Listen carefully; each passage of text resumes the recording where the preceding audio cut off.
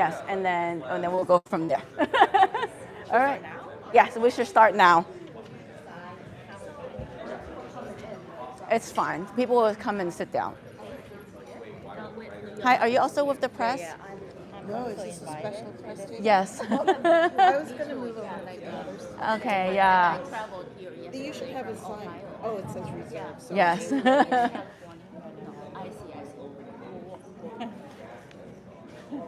Wow, Jenny. Yeah. Is the other table? Thank you so much That's also reserved. for coming. And I'm Angela. I'll be emceeing for today's event. And I know some people are still grabbing breakfast, but feel free to sit down wherever you want. We'll be starting soon. So this is Jenny. She's the founder of Pacific Atrocities Education. We started this event or conference to remember history in the Pacific area, and we would like to invite everyone to come with us to listen to panels, and we have breakout sessions. Pacific Atrocities Education is a nonprofit organization that does a lot of research, have students and professionals come in to talk about history, learn history, and we would like to invite our broader community to join us. A lot of history are hidden by the mainstream public, so we would like to have the space and time to talk about it and to just learn more about Asian history. So we'll get things started, and Jenny's gonna take over the microphone. All right. Thank you so much for coming, guys. I actually started. Yay. I started this organization 10 years ago. One of the journalists just was so shocked that I'm so young. She was expecting to see an elderly lady. I'm sorry to disappoint. But we're starting this. I started this 10 years ago because I have realized this gap between what I was learning in school and what my grandma was telling me about what had happened in the war. She was telling me that she was starving in Hong Kong during World War II. In Chinese, it's called 3年8個月. So the 3 years and 8 months that the Japanese occupied Hong Kong, she endured potentially sexual slavery. She was starving. Her family had to trade in the whole family fortune for military yen and also rice coupons. And by the end of the war, they were left destitute. And I thought she was just probably making this up because I never learned about this. And unfortunately, she did not make it up. And she was a part of the bigger brutality that had happened in Asia. 35 million people were killed. And we never really hear about it in the mainstream perspective. So that's why I started Pacific Atrocities Education 10 years ago to learn more and to learn more for myself and also to do research about what had happened in the war. So yeah, thank you so much for coming. And so in 1931, on September 18th, Japan invaded Manchuria. That had led to 35 million people killed, and also the invasion of the whole, and just brutality. So yeah, we're a nonprofit dedicated to do research and archival projects, and also related to the Japanese brutalities in Asia. We have topics such as Comfort Women, Bataan Death March, Unit 731, POW camps, Nanjing Massacre, and slave labor on our digital archive. How many people have been on our website before? Wow, okay. And 10 years ago, if you were to tell me that some high school students were going to use our content to enroll in National History Day for a documentary, I would not believe it either. And the reason why, and Stacy, who is also here chatting later today, I would say that you're a co-founder because, yeah, you did a lot. She interviewed guerrilla fighters in the Philippines, who were in the Philippines in the Central Coast, and wrote a book about it. You can buy that in our lobby today. And the reason why we do it is because if never again is a universal imperative, then understanding our past is really the first step. And a lot of the times we really don't have any understanding. In fact, I was watching TikTok the other day, and someone had thought that China attacked Pearl Harbor in World War II. And that is very shocking of a narrative to go out there on the social media, because if China attacked Pearl Harbor, then how were US and China allies during World War II? So you guys might find it funny, but that's why, but it's also very frustrating, and that's why our nonprofit exists today. And we use material mostly from the National Archive, so people don't say that we're fake news. And from our digital archives, you can find material related to items from human experimentation to the Manila Massacre. And here we also, this is what I found in the National Archive in the Executive Order of 89-85, when the US had a censorship office, and that the atrocity, and President Roosevelt decided that the atrocities in the Pacific should not be publicized. And that's why they were not in the narrative to start with. But anyway, you did not come to listen to me talk. You came to listen to our speakers. And today we have people from Stacy, to survivor of the Japanese invasion of China. And also we're going to do a deep dive into our digital archive that we have been building.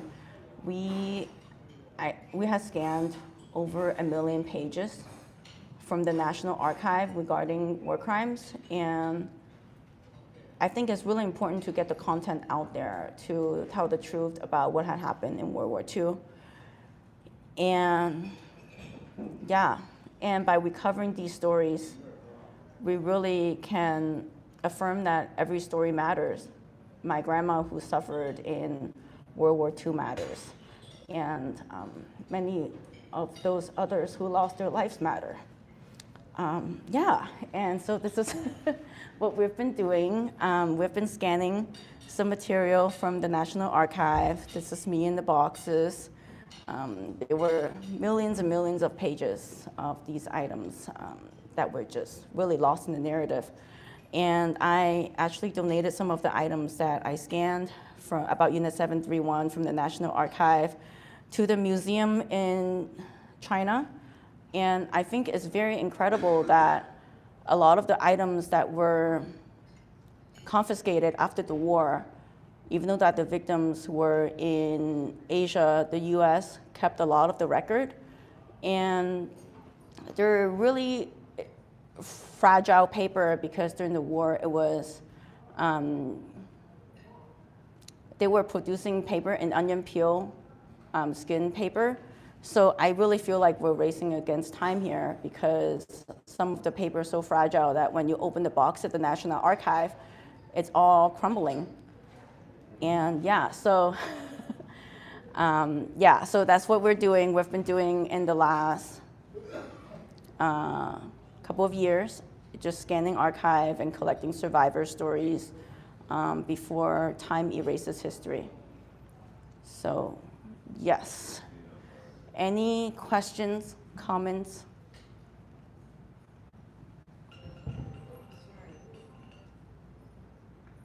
All right. So It is. Okay, so enjoy your breakfast, and we will have Stacy talking very soon, and then Gabriel will be talking downstairs in the breakout session. And all right.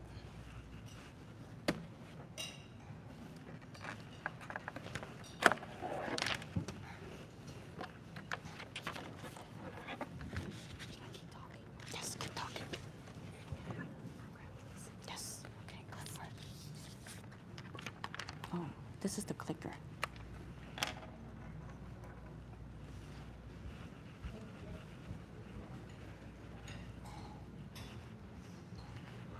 Acknowledging the sponsor of this event. Oh, yes, I need to. Yes. Yes, I need to. We need to acknowledge the sponsors of this event.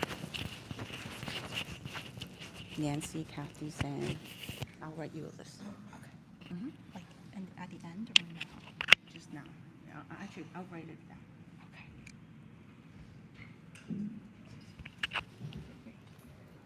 Perfect.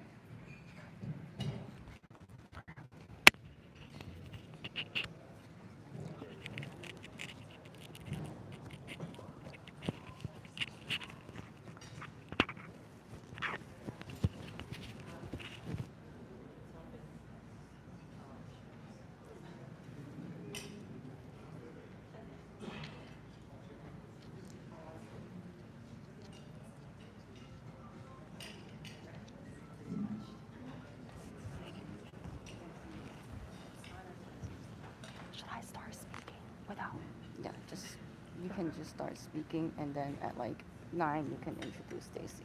Okay. But what about the sponsors? I'm going to write it down for you. Oh, should I? You're doing great. Thank you. Should I start off with sponsors or no? One more time? Should I start off with sponsors or no? Yeah, do you have the dialogue? I don't have the list.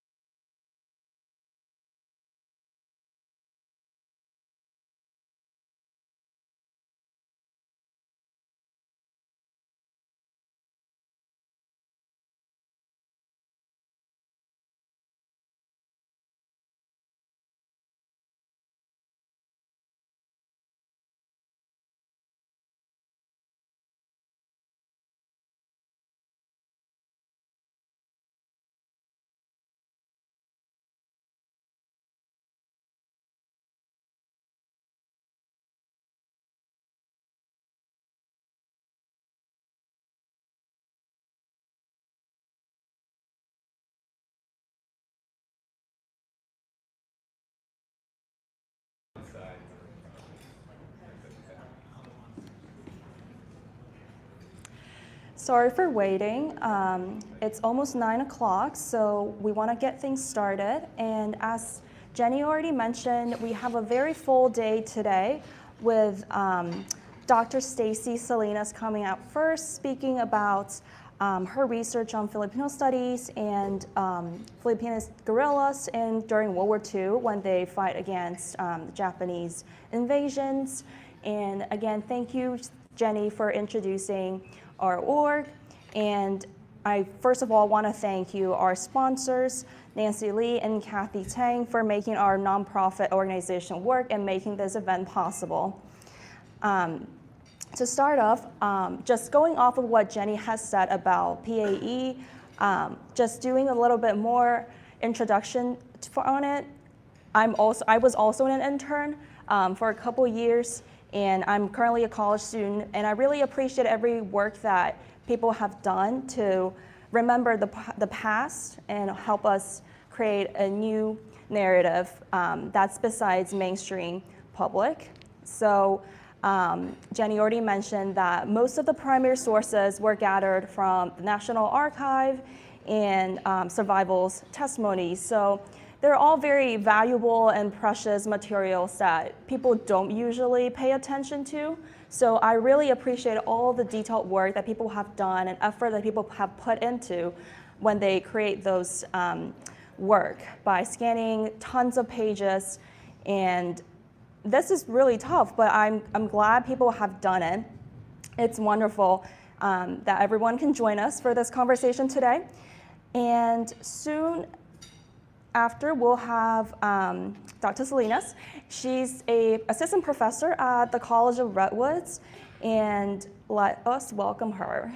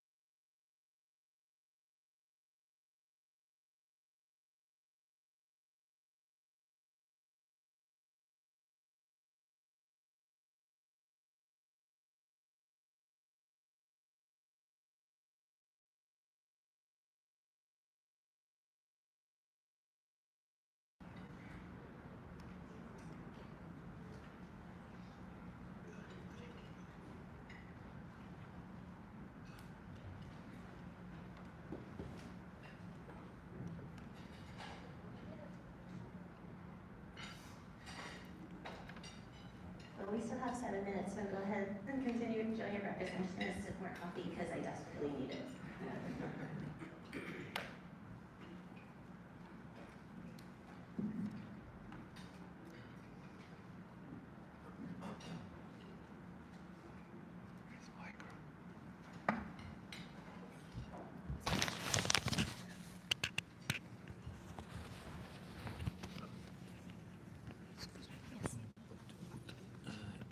Micro. Is this one better?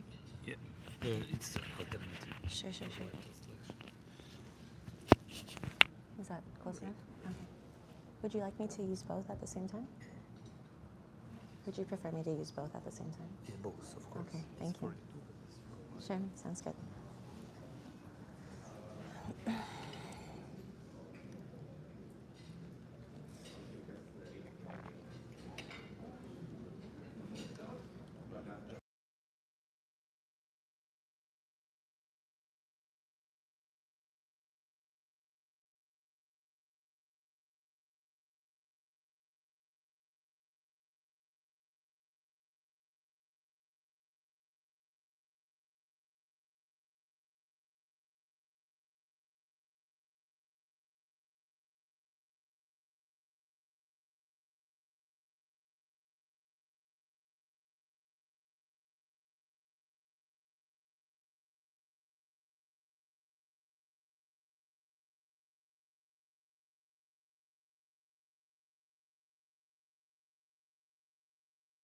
Gabriel Ferman about his theory on Japanese fascism. Please go downstairs. I think he already went down, but he is a student dedicating of doing research on comparing fascism and imperialism between Italy, Germany, and Japan, and he has a whole argument on this. So if anyone's interested, please go downstairs and join him. Thank you. All right.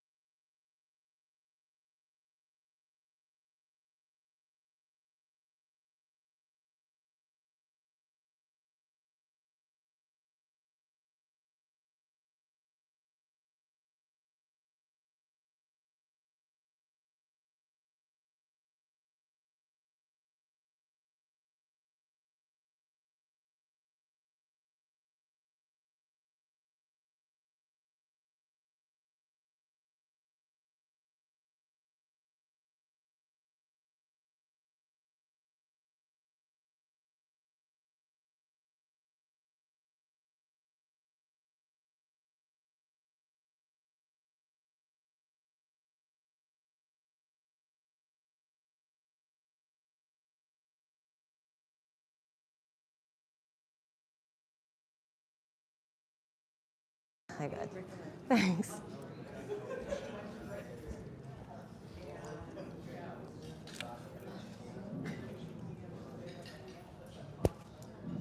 Okay. Hi, everyone. Good morning. How's everyone doing? Good? Good? Okay, from 1 to 100, 100 being the best, how are you folks feeling? Fabulous? 100? I hope so, because I'm at like a 60 because I just arrived yesterday from Eureka. So please bear with me. I've only had coffee, and I think that's the only thing that's going to keep me going today. But thank you so much for being here with all of us today. I truly appreciate it. I know Jenny appreciates it. It's been a long endeavor. I met Jenny in 2016 when I was starting my PhD at UC Davis. And we honestly thought we would continue to stay a small grassroots organization. So I'm so grateful that folks continue to contribute and invest in all of the goals of Pacific Atrocities Education, because now we're kind of a nationwide phenomenon, also as well as an international platform for folks to do research, look at our archives, our digital archives, and also for undergrads, not just in the US, but also abroad, to be able to participate in regards to mentorship and understanding how to do historical research and how to write historical narratives. So again, thanks everyone for coming here. So I'm Dr. Stacy Selena. I teach at College of Redwoods. I'm the chair of ethnic studies at that division and department at CR, all the way in Eureka, so really, really far up north. It's about 5 hours from here. And my main task in terms of research is making sure to preserve Filipina experiences during World War II, as well as Filipina experiences after the war, when they came to the United States, and majority of them married World War II Filipino veterans, and they worked actually as migrant farm workers alongside their husbands during the 19-teens going into the 1960s and 70s, and they also participated in the farm labor movement in Delano, as well as in Stockton, the San Joaquin Valley. So that's kind of the bulk of my research. But in particular for today, I'll just be speaking with you all about some of the talk stories or oral histories or kwentuhans that I did with our elders, the first generation folks, particularly the Manang generation. And Manang in Ilocano, Tagalog, means older sister or revered female elder. Okay. So before you can see kind of my makeshift interpretation of a bunch of newspaper scans like Phil-Am, Filipino American newspapers, as well as local and Washington, D.C. newspapers that kind of captured some of the narratives of Filipinas, Filipino women who participated in the war. And as we all know, because of gender norms and how society considers women's labor, usually women who participated physically in the war front as soldiers, as officers, we don't really see that narrative too often. Normally they're relegated to medical assistants, right? Nurses, caretakers, folks who are more victims of sexual assault, genocide during World War II and earlier during the Pacific Theater. And so I wanted to make sure I was able to capture some of those newspapers that painted Filipina soldiers in a different light, right? And so we have here on the bottom corner a Filipina mestiza officer who served as a nurse and soldier alongside her African-American Philippine regiment husband right here. But again, when you read this article, she's only relegated to the role of nurse. In reality, she stood by her husband throughout the duration of the war, even taking up arms herself. And on the right-hand side, this is from the Philippines Mail. You have two Filipino officers who also served, rather than consistently being on the war front, right, physically on front lines. She used her radio skills and her communication skills to speak in code to folks, to the guerrilla resistance, as to when the next onslaught of the Japanese imperial forces were coming to a particular region or barrio or province in the Philippines. So why is it that Filipina labor in regards to their war efforts and war contributions are kind of hidden from us? We don't really see that in mainstream literature regarding Asian Pacific Islander women's roles during the Pacific Theater. Well, a lot of it has to do with gender frontiers or gender norms or gender social constructs, in the sense that women's roles are truly relegated to the house, to the domestic sphere. Anything beyond caregiving or the maternal kind of aura that she's supposed to produce and represent, anything beyond that isn't really visible because it goes against gender norms, especially in the Philippines during World War II and even prior. So you see before you one of the national Filipino heroes, Jose Rizal. He advocated for Philippine independence from Spain. Even in his works, which are highly revered in the Philippines, they're national works. Jose Rizal painted Filipinas as docile, demure, very feminine, very maternal. And so this is kind of the stereotypical image of Filipinas prior to the war and during the war, which is going to affect how Filipino guerrilla officers are going to be remembered after the war. So here you can see very demure, right? The lady in Mara Clara playing the harp. In artwork, the social construct of gender is very apparent, right? In how the Filipina is captured in both media, literature. So that's going to add to the blanket that's covering what Filipina soldiers were capable of doing during the war. And even during the war, as folks are trying to document what's happening, we have Fernando Amorsolo's paintings, very famous national Filipino artist during the war and after. The way that he also depicts women during the war really speaks more to victimization. As you can see here, 1942, the Falabataan here, 1942, the rape of Manila, and 1945. These are the most prominent pieces he has of women that he depicted during World War II. Defend Thy Honor, 1945. So it's really about victimization, women being used as tools in regards to human trafficking, rape, which are all very accurate and very true stories. But if this is the only image that is promoted and produced during the war and after in regards to women's contributions and experiences during the war, then more than likely, right, Filipino guerrillas, Filipino officers, Filipino soldiers, that narrative is going to be hidden. If you go to the Philippine National Art Museum, you can see this painting there in one of the exhibits for Amorsolo's paintings.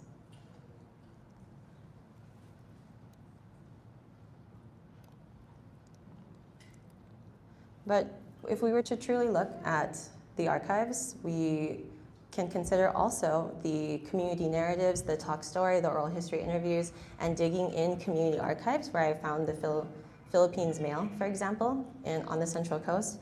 We can see, if we do all that digging and speak to community members who actually lived through World War II, that Filipinas, as guerrillas, as resistance fighters, they were many things. Yes, it is true that many of them were victims. Many of them did suffer at the hands of human trafficking, comfort women status.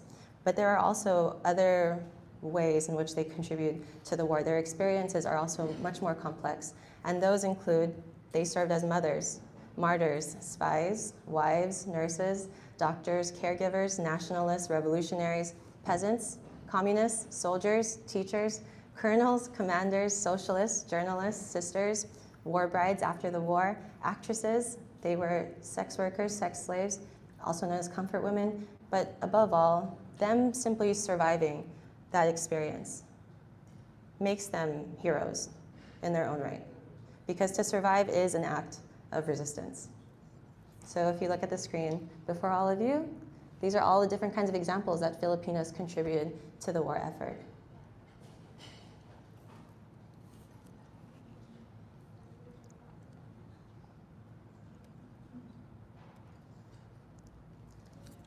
But, you know, a lot of the women who survived the war, a lot of the Filipinas who survived the war, of course, because it was such a traumatic series of events, it was very difficult for them to kind of narrate that experience to other folks, especially for the women who were forced to serve as comfort women, as sex slaves. To speak about your sexual assault, your experience with rape, was also taboo, and it still is taboo in many Asian communities, both domestically here in the States as well as abroad. And a lot of women, because of how society reared them in regards to being a wife, first and foremost, a mother, first and foremost, you know, prioritizing their experience and their narrative, their life narrative as a homemaker, that took priority. And so for a lot of the Filipina elders, the Manang generation that I had the privilege and the honor to interview and speak with and speak alongside. Really, I wasn't there at first to listen to their stories about the war. I was actually there initially for my initial topic of research, which was to document the farm labor movement on the Central Coast. But as time went on and I got to know the Lolas, the grandmothers, the aunties, and their daughters and their grandchildren, it's over time, of course, you build that relationship of trust, and they were able to open up to me about their experiences during the war. And so one of those beautiful grandmothers, Lolas, who passed away in 2021 towards the tail end of the pandemic. Grandma Sherry, her original name was Sarapia, but when she got married to her World War II veteran husband, she took on his name, which was Arimas. So she also changed her name so it's more Americanized. So it was easier to write her name when they were filling out their documents for marriage, as well as immigration to the US. So she changed her name to Sherry. So Grandma Sherry, or Lola Sherry, is depicted here. She served as a guerrilla officer on the island of Samar, which is a really, really, really, really small island. It's not part of the main island in the Philippines. And what she was able to tell with me, because again, initially I was only there to interview her about the farm labor movement and her experiences living in the migrant farm camps. She had asked me if my grandmother was also from the Philippines, if she was born there as well. And it's in that kind of relationship and that kind of mutual bond of the motherland that she opened up to me about her war experiences. And she explained to me that when the bells started ringing on her college campus in Samar, that it was about 12 hours after the attack on Pearl Harbor. She told me that the bells meant that you need to go home immediately. So drop everything you're doing, you need to go home. And so she was still on the island of Samar, and some folks who were kind of rallying people to be part of this newfound resistance, they had asked her, well, you know, a lot of the Imperial Japanese officers are not going to see Filipinas women as capable of spy work. They don't think you're capable of doing manual labor that requires, you know, being a soldier. And so they really did look to Filipinas as a potential spy unit. And so that was the service that she provided for her local resistance unit. So she would, you know, carry what they would call propaganda items or just even small notes and then share them with folks to let them know where the Imperial Japanese officers were located on the island of Samar. But of course, you know, over time, as more Japanese officers were coming to the island of Samar, she did go into hiding, but she continued to participate in the war effort. And so she told me about this one kind of instance where they had communication on the island of Samar. So you would cut down bamboo trees, you would have one long bamboo stalk, and you would make sure to cut it so that when you hit it, it would echo a particular way. And so they would line up the bamboo posts down the road that's shared by all the community members in that barrio or province. And so when they heard that a Japanese officer or unit was on the way, they would actually knock a certain way on those bamboo posts. And that's how they were able to carry down the long, long, long road through that barrio, letting other folks know down the line that folks were coming. So that also counts as, you know, working in regards to joining the resistance efforts, right? That's labor. But again, she did not prioritize or see that her story was important because, again, she prioritized what society expected of her, which was to serve as a homemaker for her family. But nonetheless, she was very sassy, and she was determined to, when she came to the United States, to bring all of her knowledge with her, to be a jack of all trades for her husband. So what she did was immediately after the war, and she told her husband she's going to go to college whether he likes it or not, which he fully supported. She was the first to graduate from the Manila Fashion School immediately after the war. And she took all of her skills that she learned during the war as well as in college. She brought with her to the city of Salinas, which is one of the major farming community towns on the Central Coast in Monterey. And she didn't share with anyone about her experience of being a guerrilla until I knocked on her door and she shared that narrative with me. So this is actually the contract she signed acknowledging that she was part of the Philippine resistance in that particular locality in Samar. And underneath it, she was able to save this paper and she stuck it in a sticky album. Underneath it, she was so proud of that moment, she put her marriage certificate picture as well on the bottom so she could always remember not only her contributions to the war, but also that it was a moment where she was able to gain a lot of things in the sense that she fell in love with someone, right? She was able to marry them within, I think, if I remember what Lola said, like less than 3 months. And not only that, she has her contract here showcasing that, yes, she did participate in the war, but she also gained something positive out of it. She found the love of her life. So I remember, too, after we would have lunch or merienda, snacks, she took me to this one aisle in her house downstairs in the salas in the living room, and she showed me all of the pictures of her and her husband right after the war, and when they came to the United States, she arrived by ship. And she would constantly say, like, isn't my husband handsome in his uniform? Was constantly doing it. Look at my husband, Anak, which means dear child. Look at my husband, he's so handsome. And I would say, Grandma, yes, he is very handsome, but you're beautiful too. Do you have any pictures of you during the war? I would love to see that as well. And then it, you know, in a way it dawned on her. She didn't think that her experience was good enough to capture. And so a lot of the Filipina survivors of World War II who participated in the guerrilla resistance or who were aware of the guerrilla resistance units in their barrio or province, again, they didn't think that their experiences were of note, something of note.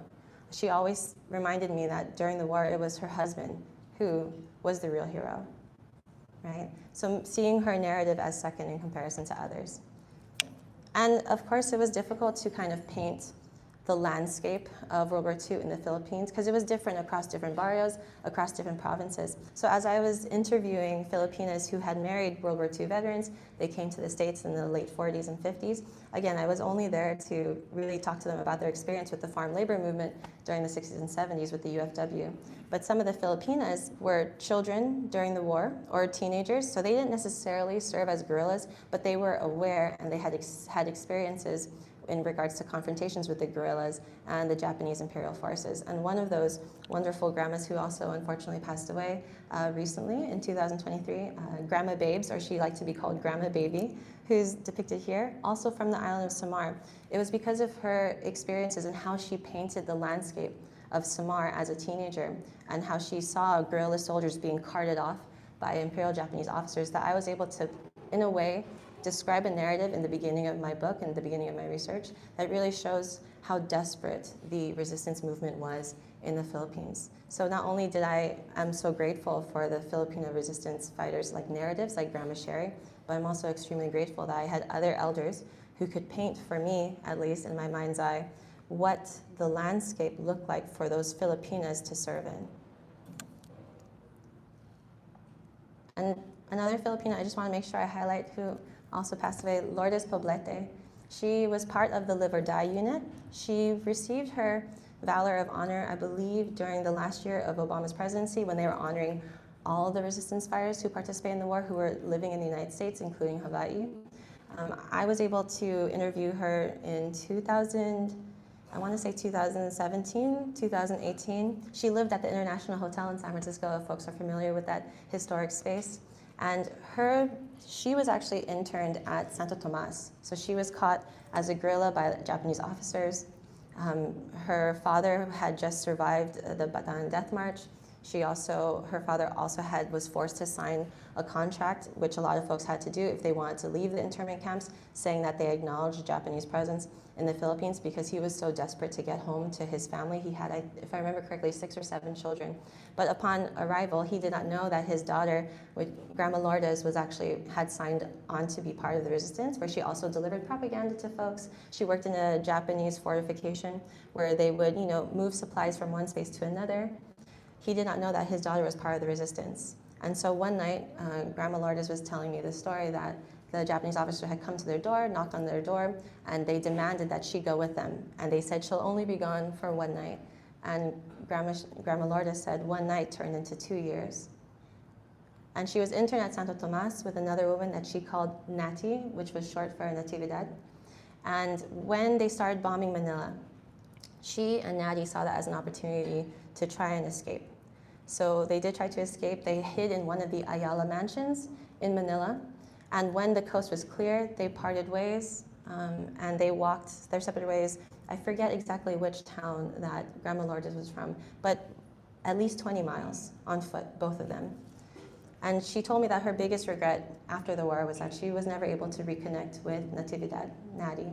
But her story speaks to, other moments of the guerrilla female resistance in the sense that what did internment look like as a POW, as a resistance fighter, as a woman? Because her story was uniquely different in the sense that many of the Filipino guerrillas who were captured, yes, they were raped, they were murdered, and their bodies were tossed in unmarked graves. Grandma Lourdes said that she was fortunate in the sense that the Japanese officers stationed at Santo Tomas actually respected the women in that space. And so they had told all the other Japanese officers, you are not allowed to touch them. And the Filipina guerrilla fighters who were stationed at Santo Tomas, they were assigned the role of clearing out and cleaning the prisons, as well as preparing food if there was any. So again, she told me that she was very fortunate that there were Japanese officers who essentially said you cannot touch Filipinas or the other women in this space. And Later on, immediately after the war, she was part of the war tribunal. She was one of the folks who was giving their testimonies.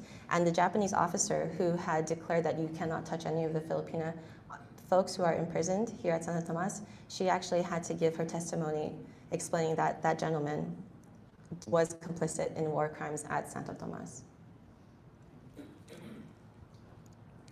But again, many of these Filipinas, I'm very fortunate, they immigrated to the United States. Some in 1946, others in the 1950s.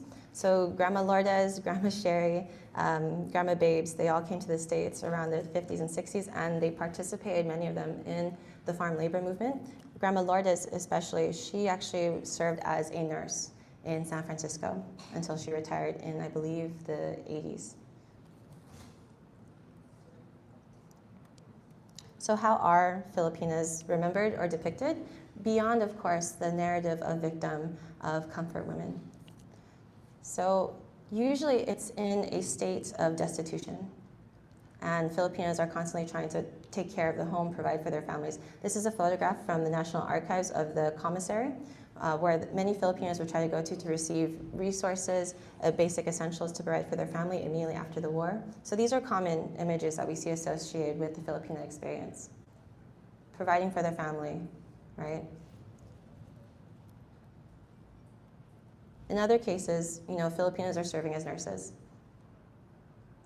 caregivers. But again, none of those two images that I showed you really speaks to their soldierly efforts during the war. And here's one of the more famous American films that came out, I believe, 3 to 5 years after the war, American Guerrilla in the Philippines. The Filipinas who are in this movie, Filipinas and Filipinos who are in this movie, they don't have any credits. Their names are not in the credits, unfortunately. But again, here we can see that if there were Filipinos present in the war, how they're historically remembered is truly as nurses, caregivers, victims. But folks like Carmen Rosales, Pasita Totod is here, Carmen Rosales is here, they contribute to the war effort. Carmen Rosales is actually a very famous Filipina actress during the war. The Japanese officers wanted her to produce propaganda films. She actively refused, but she also served as a guerrilla officer, keeping a gun on her at all times. And after the war, she actually made a film depicting some of her experiences. But of course, folks wouldn't take it seriously that a Filipina was indeed a resistance fighter, let alone a guerrillera. And so there had to be a romantic element to it.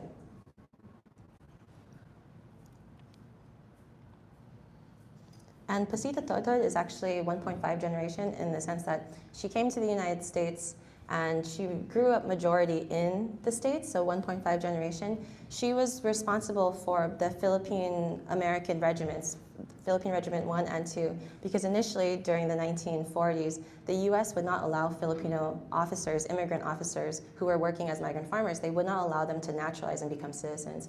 She argued and wrote to local military leaders in California, you must allow Filipinos to defend their motherland. You must grant them citizenship because they're going to risk their lives for USAFE, United States Armed Forces of the Far East. That's the least you can do. And because of her letter, she was able to get Filipino immigrant folks who are migrant farm workers in California in particular, and Washington and Oregon, the Pacific Northwest and Hawaii. They were able to get citizenship by their services because of Pasita Totod, who also was a film actress during the 30s and 40s. So how are Filipinas remembered as guerrilla fighters in literature? It's very, very few and far in between. One of the more famous pieces of literature that depict the guerrilla movement, guerrilla resistance, is this one here. It's really about, his unit was called the Markings because it was named after himself. His wife at the time, Ye Panalilio, she was a Filipino-American journalist. She went to the Philippines to do journalism and radio right before the war.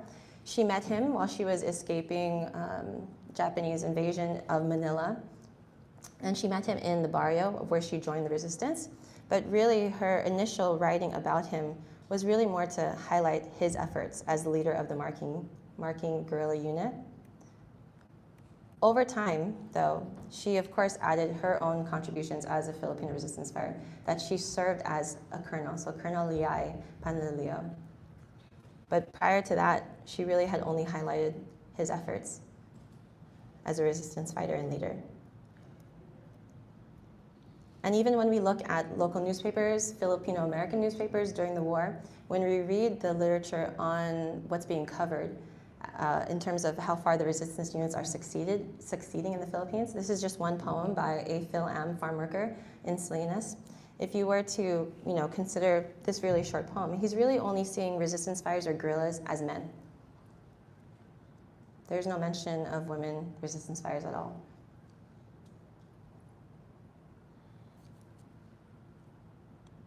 So it says here on the last line, "We are the men who fought and waited long, for we believe that freedom must be strong."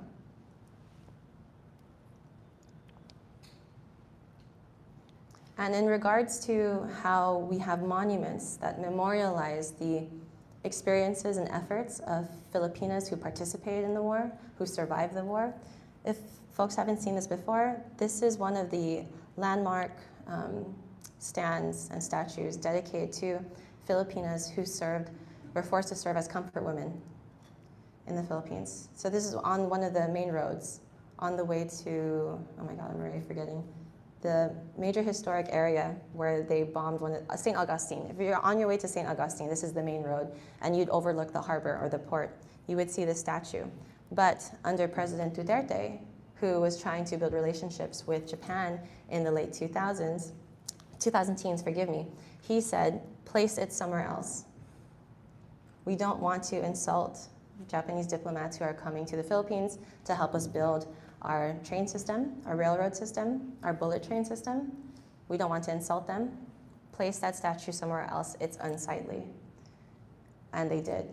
So within less than 4 months, they took down this statue on one of the main streets in Manila. And the original artist had it on hand. Within, I want to say, less than a year, it had gone missing.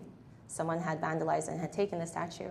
So we no longer have this, memorial piece of evidence to showcase that, yes, the Philippines does indeed care about their lolas who survived the war as comfort women. So that's also absent in Philippine literature and Philippine narrative, unfortunately. What they did replace it with was rather lackluster, which is this little memorial guard. But you really have to try and find it. It's in front of one of the other major churches, but it's just one. And so, of course, Filipinas whose mothers were resistance fighters, whose mothers and grandmothers were comfort women, they took it upon themselves by way of a grassroots initiative to make a statue for them, with or without the consent of the Philippine government.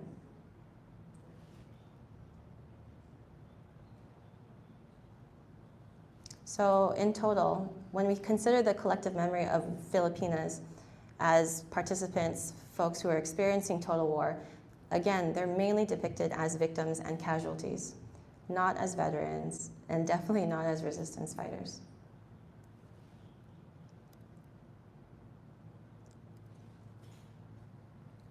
Okay.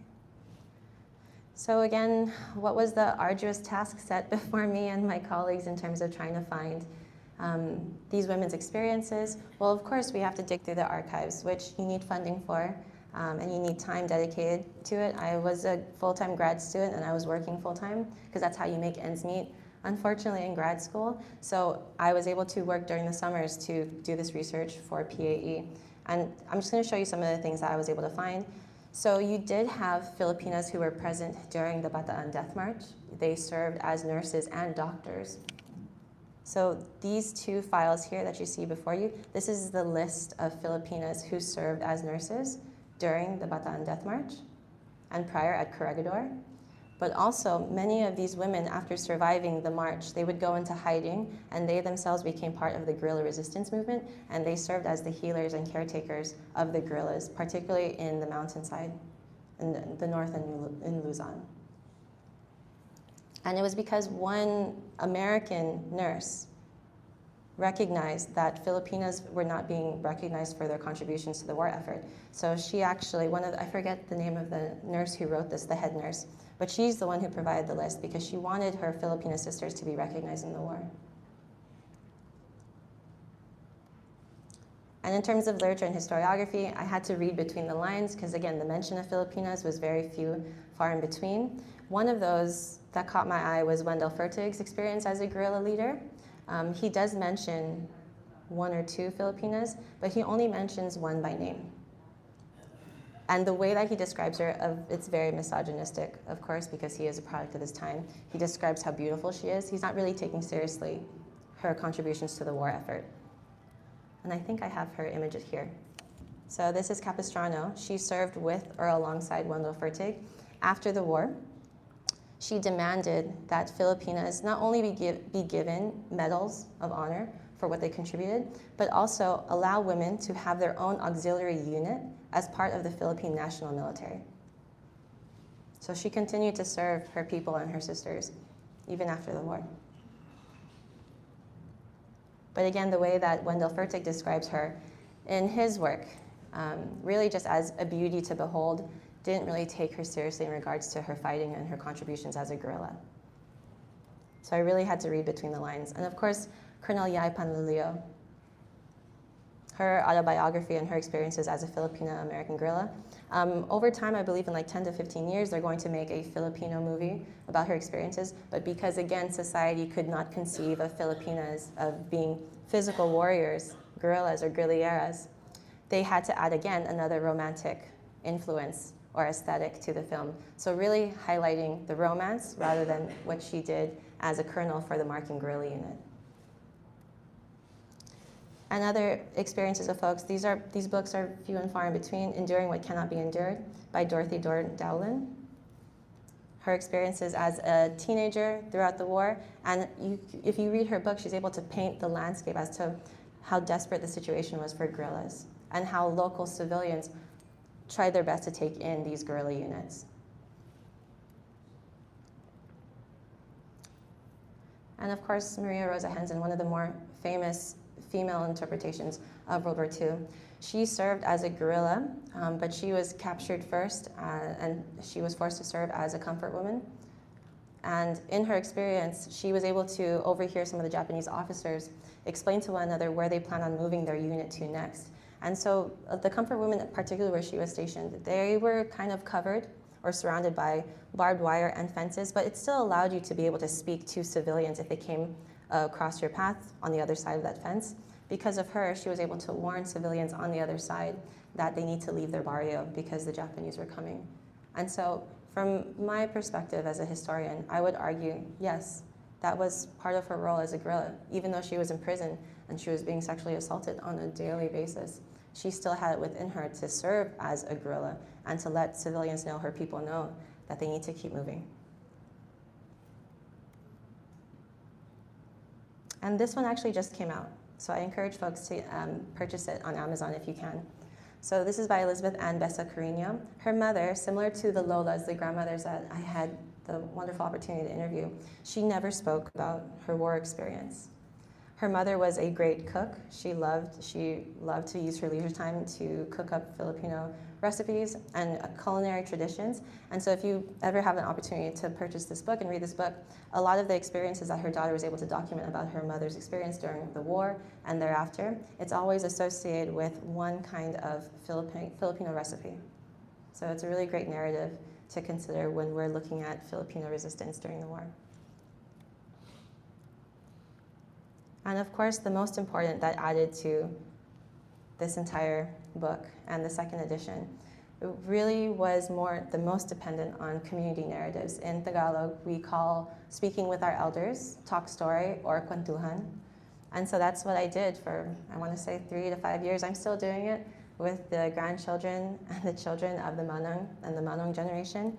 It's from their experiences during the war that I was able to really, really, really capture the roles that Filipinas contributed to, and why it's important that we should memorialize those efforts because it's not visible in other academic institutional spaces. So here are just some of the photographs I was able to collect. Grandma Sherry would actually help. She's right here at the age of 98, when she was still with us. She was a lifetime member of the Filipino Women's Club of Salinas, which is the oldest Filipino-American organization, grassroots organization in the country. and she was with them until she passed away in 2021.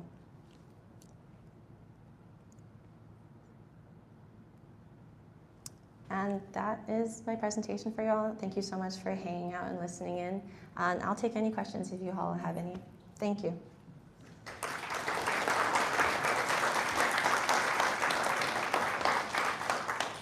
Yes? Based on your research, was anything held back from you from Executive Order 89, 1985?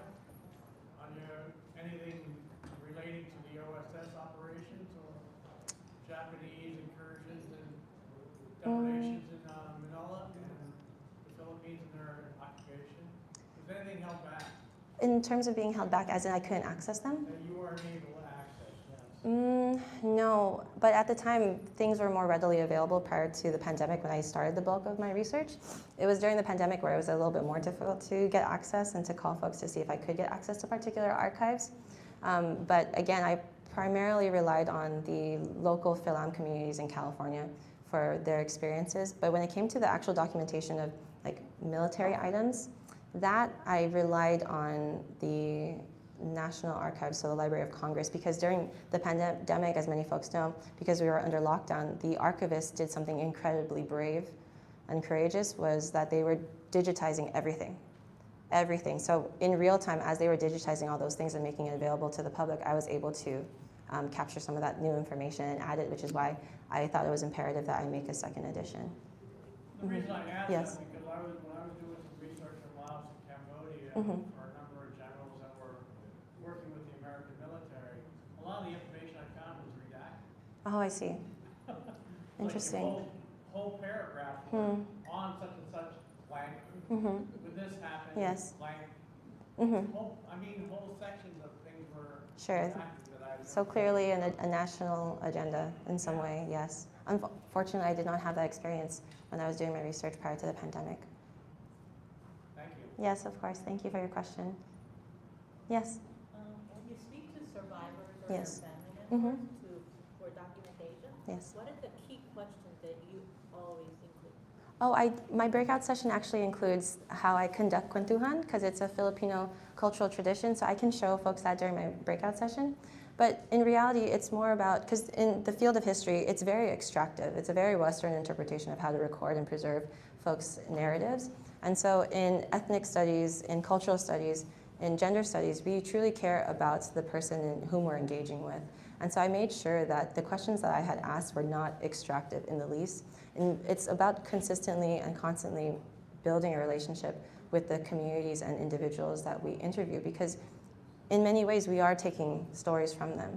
And so over time, it really was just fluid. So she wanted me to treat her, lucky for me, I'm Filipina, and so she saw me as another granddaughter. So that was an opening for me to be able to build some foundation of trust. And she really just treated me as a granddaughter. So I would just ask her as we were having merienda, or she'd slice me fruit, because Asian grandparents were that cool, right? So she would serve me like coffee and tea and sliced fruit, and it would just be organic. Really like, oh, Lola, how's your day today? What are you doing? She would tell me how she's watching the Oscars right now, right? Or there's another one where she called it the war bride visa or something, the lover's visa. She'd be watching something like that on TLC.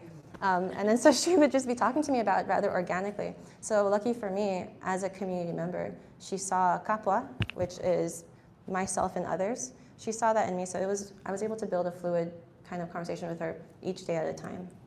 But I do have the questions lined up if folks are interested on how to conduct Talk Story. Thank you. Yes? First of all, I would ask people in the room to stop talking to each other or leave the room if you want to have a conversation with time listening to everybody that's talking. Second thing is, I'm having a little bit of trouble hearing you, but I think I heard you say that the United States bombed Manila. Was there any criticisms of the way that the United States liberated Manila? Yes, because it really was truly scouted in the sense that they were trying to scour the entire terrain to kind of rat out and push out Japanese forces that were maybe in hiding, but of course to the detriment of whom? The civilians, right? So they suffered the most. So in my second edition of the Philippine guerrillas, the Pinay guerrilleros, I mentioned how Grandma Lourdes, who used to live at the I Hotel before she passed on, she explained that it was just too much bombing. And it wasn't just located in Manila, it was everywhere. And so when she was finally able to escape Santo Tomas and find her family, they had told her the bombing is coming, so you must go into hiding. And so many folks assumed, because the American military was not telling civilians where to go to hide as they were bombing, they thought that the cemetery was probably the safest place to be.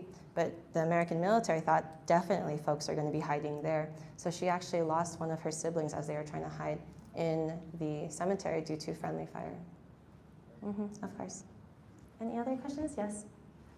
So you talked about how your grandmother was kind of surprised when you were asking about her role in the war and her experience, because there was all this focus on her husband.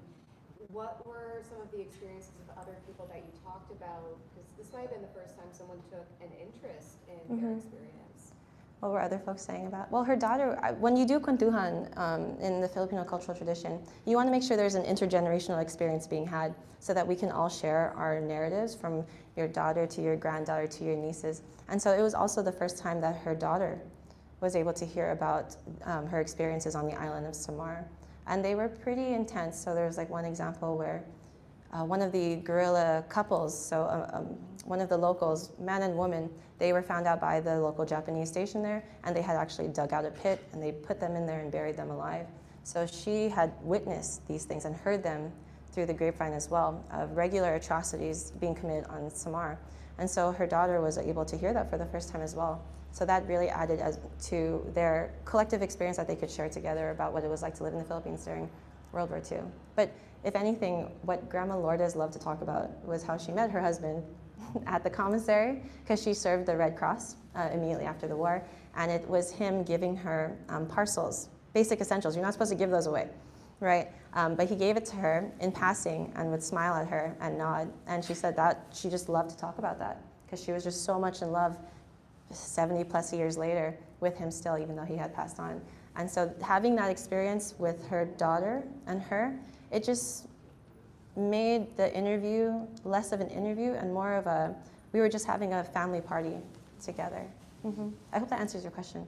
Okay, yes. And then you had your hand up first. Oh yeah, so the women that were talking about it, you said that they would have like maybe a reintegration into families or into groups that went from being guerrillas as either in a squadron, a troop, or a battalion, or some like larger group. But then if they need to be recognized or cared for and have a medic, is that the thing about women that falling under a stigmata or taboo? Is that it's never ending, or does it end, or was it just like a reintegration and care or coming to U.S. coming to you, or you coming to the U.S. for the farm movement? What do you think about the end of taboo? Well, these women, when they were still with us, they still kind of carried that stigma around them as to what women can and can't say, what is appropriately feminine and what is not appropriately feminine. So that was something I had to work on in terms of deconstructing and breaking down with the grandmas and the lolas and the aunties. But upon arriving to the United States, a lot of them, again, they did not see their merit as guerrilla resistance fighters. And so when it came time, it was the last year of Obama's term, when they were essentially saying, we will give you your recognition, your Medal of Honor, you just have to give us solid evidence that you had served in the war effort, whether through testimony or through paper documentation. And Grandma Sherry didn't do that because, again, she didn't think it was important. Whereas Grandma Lourdes, right, who was intern at Santo Tomas, she was already in San Francisco. And so she believed that, no, it's time for me to be recognized, and so I'm going to do that. And so she submitted her paperwork, and she was able to receive her medal. The other horrible thing that had prevented many Filipinos to be able to have recognition and also receive a medal, or even veterans benefits, immediately after the war, you have the United States president at the time, Truman, who redacts or rescinds the veterans benefits for Filipino resistance fighters. And his argument was, because they had initially promised Filipino resistance fighters and Filipinos who served in USAFI, you can get veterans benefits and you can come to the States, you can be a naturalized citizen. Instead, he changes his mind right after the war because he doesn't want to waste millions of dollars on brown soldiers. And he doesn't want to grant them citizenship because the US is still extremely living through the Jim Crow era. And so he denies hundreds of thousands of folks veterans benefits. And by the time we reach 2016, forgive me, 2015, when these women are being recognized, many of them had passed away already. So very, very few and far in between. And so those are the things that had kind of led up to, not just taboo, but there's other barriers that kind of force them to not be able to speak to their experiences. I hope that helped. Okay, and then over here. Sorry. Has the Japanese government ever acknowledged the atrocities that they conducted in the Philippines? I think I was doing research on it the other month. They do recognize the experience of, or at least some semblance of comfort women, of sex slaves, but not to the totality in the sense that they don't recognize the numbers. They don't want to acknowledge that it was more than 200,000 maybe women, right? Or I think some of the estimates are as low as like 5,000, right? But they're all throughout East, Southeast Asia, and South Asia, right? And so that's not being recognized, the actual totality of the comfort woman situation and experience. When it comes to like the other atrocities, so mass rape, murder, the mass burning of barrios and provinces, it's still kind of up in the air because, of course, currently, as we all probably know from international news platforms, the Philippines is still trying to work with Japan in terms of building their own railways, transportation systems. So they're very much reliant on that kind of engineering and technology. So if you have that kind of diplomatic relationship in terms of financial investment, you're not going to want to bring up past harm, despite the fact that this harm and trauma, it still has a legacy and impact today. So I hope that answers your question. Did you mention 200,000? Some folks are estimating that many, but I think I have this slide actually. Let me just pull it up really quick. Give me one moment. There you go. 50,000 to 200,000. Thanks for reminding me it was up there. Anyone else? Yes? So, when you were talking with them about their experiences, did they ever talk about the cultural norms that maybe they led on, that they leaned on for when they led or when they inspired others around them? Not just like the experiences they had, but like, culturally how it was different for them versus like how we think of things like leadership or Sure. Right. So for Filipinas, right, there's this kind of sisterhood or Pinay sisterhood. So if you read Colonel Yai Panlilio's autobiography, which she titles The Crucible, she notes all of the Filipina resistance fighters and even the Filipina civilians who were just there nursing folks as they were trying to escape the Japanese officers or guerrilla units that were trying to go into hiding. She notes all of their names that she could remember when she was writing it. So I do recommend that resource because she really explains that it wasn't just the men who were present as resistance fighters. She actually showcases in particular moments of her narrative how the male guerrilla officers did not take seriously any of the Filipino resistance fighters. They saw them as too domineering, too outspoken, and they thought that they were just trying to get into relationships with the higher ups. So she mentions all of those kinds of nasty misogynist things in her book if you wanted to purchase that. I believe you can get a digital copy as well on Amazon. Yes, I hope that helps. Okay.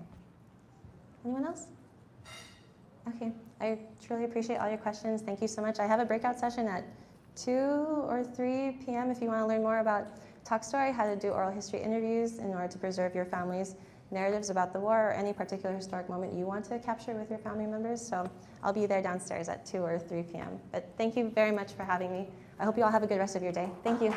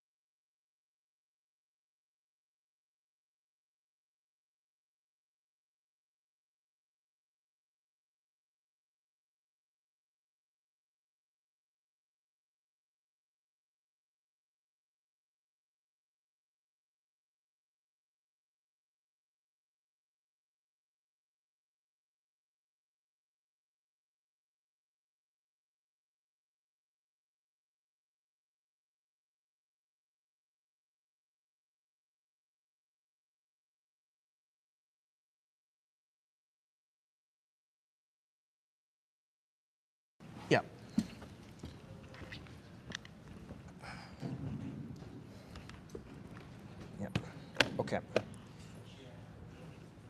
Okay. Is it this? Is this the one? Oh, no. This HDMI cord. Plug it in. You have your laptop. Yeah, it's here. Is it that one? I don't know. I'll have to see. Neither nor am I. My sister is, but hold on, let me see.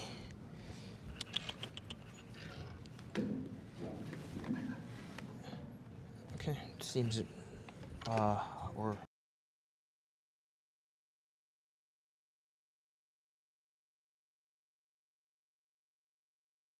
Let's start. Hello, everybody. I wrote a book in the past year.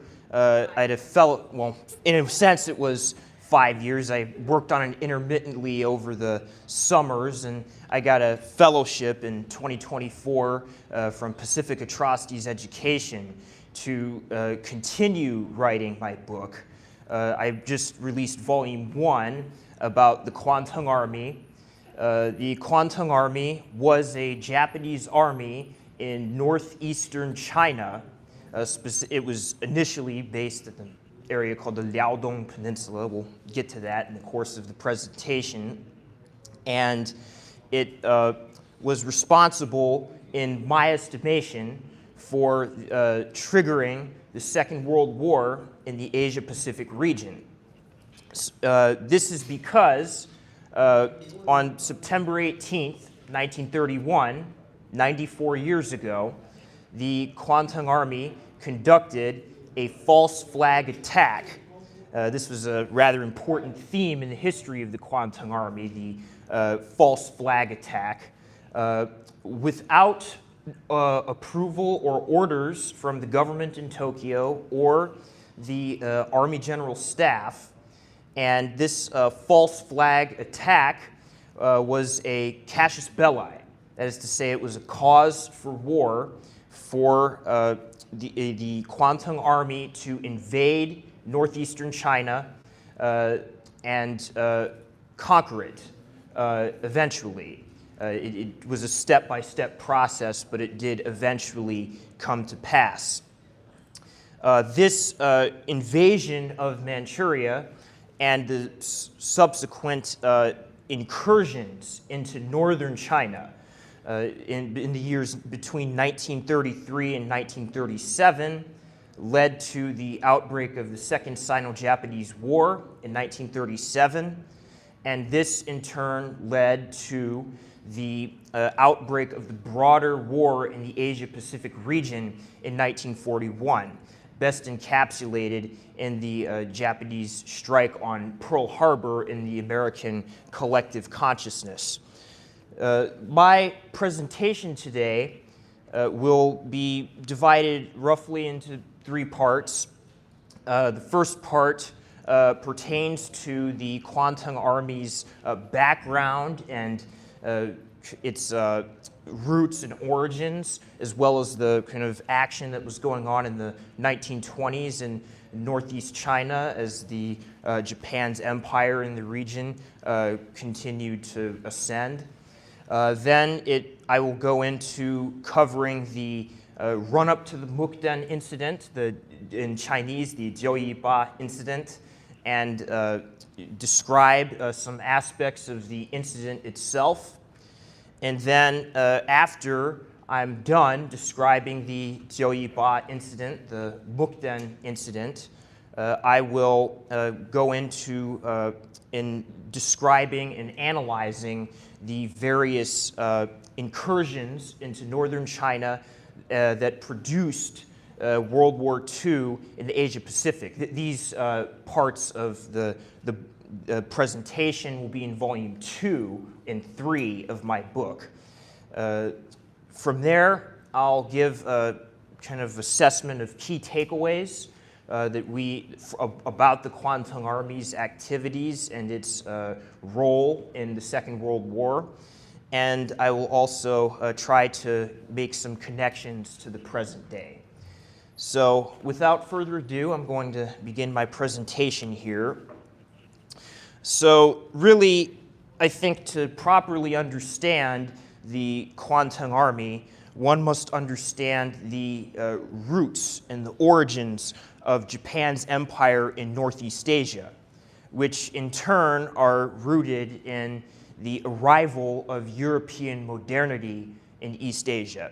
So in 1842, the British arrive or in 1839, I should say, 1842 is when the Treaty of Nanjing was signed, but the British basically fought a war with China over the right to sell opium to Chinese customers.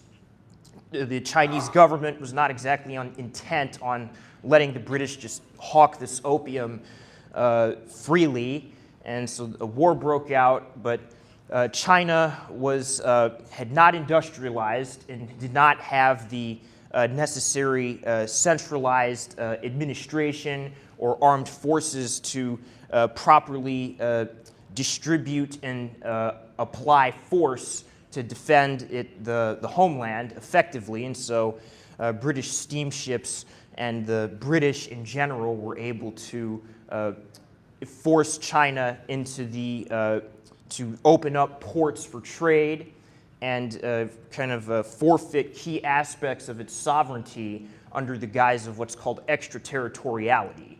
So basically you would have British law apply in certain Chinese ports, and they could, there were certain elements regarding tariffs, for example, that the British effectively had some control over.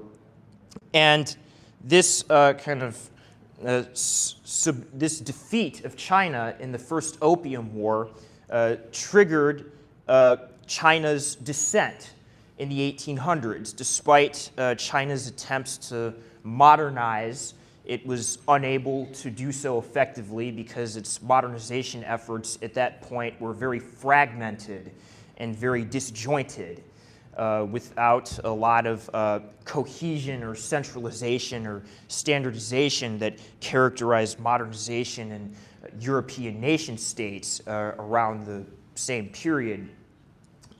Japan, by contrast, was able to modernize in a coherent and centralized and standardized way through the Meiji Restoration in 1868.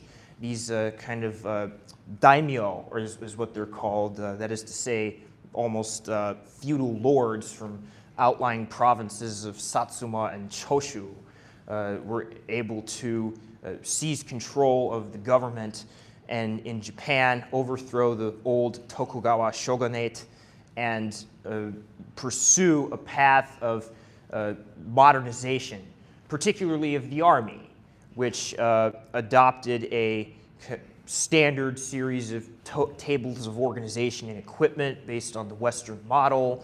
It adopted Western weapons and training and tactics and doctrine, and was most importantly a national cohesive army, unlike China, which had a multitude of different armies that were all kind of siphoning off resources from each other. They weren't standardized to any one particular standard, and essentially this caused division of command and disunity of purpose. There was a lack of cohesion in China in the 1800s. What this meant was that when Japan and China began fighting in the 1800s, in 1894 with the First Sino-Japanese War, the Chinese, despite being significantly larger than China, probably somewhere in the around 5 times the population and 20 times the land area, were defeated. This led to Japan, at least for temporarily, getting a presence on the Korean Peninsula and the Liaodong Peninsula, which is where the Kwantung Army eventually set up and was stationed. But then the Russians were rather upset that the Japanese were expanding their empire into Korea and the Liaodong Peninsula, and so they fought a war with the Japanese in 1905. Japan, again, was victorious to a great extent owing to its just proximity and ability to concentrate force effectively and coherently in northeast China and against the Russians. And the Russians and the Japanese signed a peace treaty known as the Treaty of Portsmouth, in which Japan effectively got control over Korea, which it had wanted control over because it saw it as vital to Japan's national security interests. And also, as you can see, the Liaodong Peninsula, with its two key ports of Dalian and Port Arthur, as well as this important railway going into the heart of northeast China known as the South Manchuria Railway. What became the Kwantung Army was at first known as the Kwantung Garrison. It was founded in 1906, and its primary task was to defend the Liaodong Peninsula and this railway. It consisted of 1 division and 6 independent railway guards battalions. For those less familiar with tables of organization and equipment, that's somewhere in the region of 10 to 15,000 men throughout the first 20 years or so of its existence, which were by and large in peacetime. And the Kwantung Garrison initially started out as a rather small, minimal force in far reach of the empire, of the Japanese empire, that is. However, in 1919, it's notable that there was a fellow by the name of Harake, who was the Japanese prime minister, who thought it best to rearrange the existing governmental structure and command structure in the Liaodong Peninsula. So basically what he did was, there was a position in the Liaodong Peninsula known as the Governor General that was in charge of commanding both troops and administering the territory. Harake divided the responsibility of this previous Governor General into the Kwantung Army and the Kwantung Peninsula least territory governor. So he effectively divided military and civilian administration and made the Kwantung Army responsible to the Army General Staff and the Emperor, therefore, exclusively.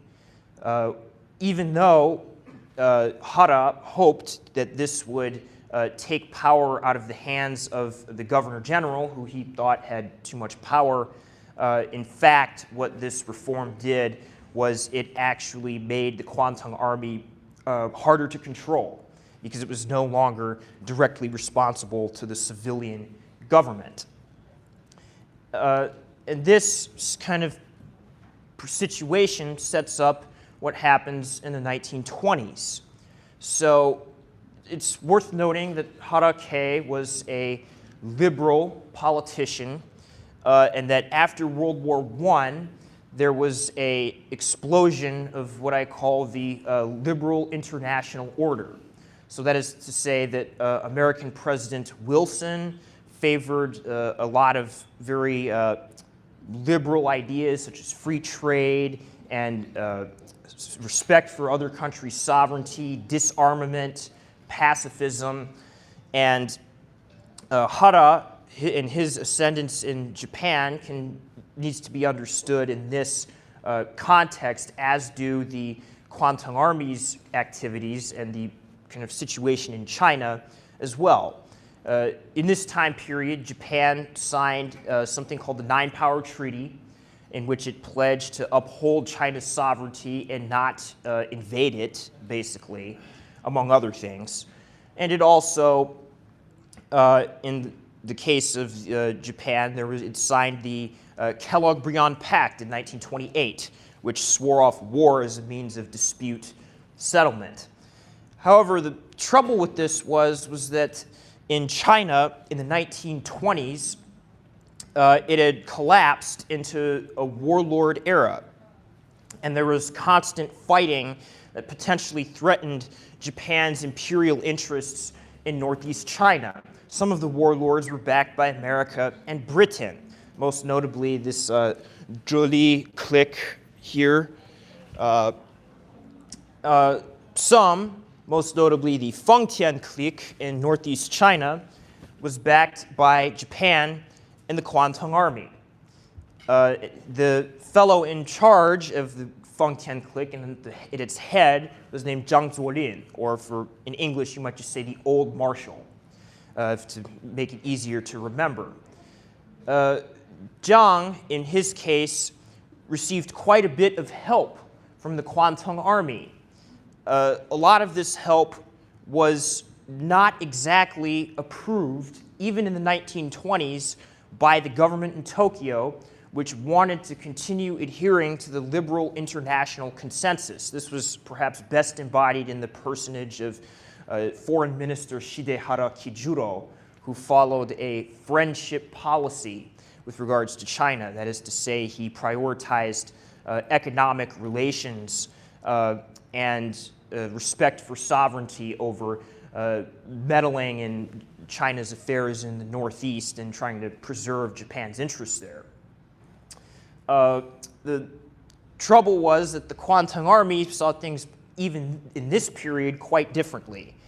And in 1924, when Zhang Zuolin was fighting this warlord from the Zheli province, they made provisions to bribe one of the subordinate officers of the Zheli clique named Feng Yuxiang, and he defected to Zhang, and in this way, with Kwantung Army money, Zhang was able to emerge victorious in his struggle in 1924. In 1925, the Guo Songning incident broke out, where this subordinate of Zhang Zuolin named Guo Songning rebelled against Zhang Zuolin, the old marshal, and the Kwantung Army basically created this kind of corridor in which his forces could not pass.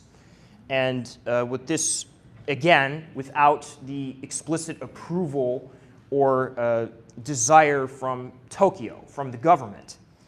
And what these incidents did, even though they preserved Zhang Zuolin's status in northeast China and the Kwantung Army's and Japanese Empire's interests, therefore, they gave root to what's called Gekokujo, which is a broader phenomenon that defines the Kwantung Army and is another key theme of its existence. It's known in English as the lower overcoming the higher, or what you might call insubordination.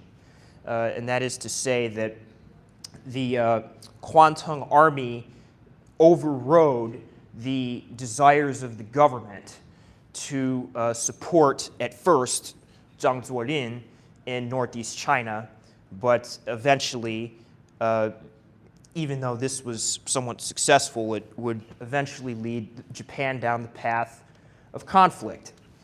So even though Zhang Zuolin had been Japan's man in northeast China up to about 1927 or 8, events in China were, in northeast China as well, were swiftly changing that calculus for many in the Kwantung Army.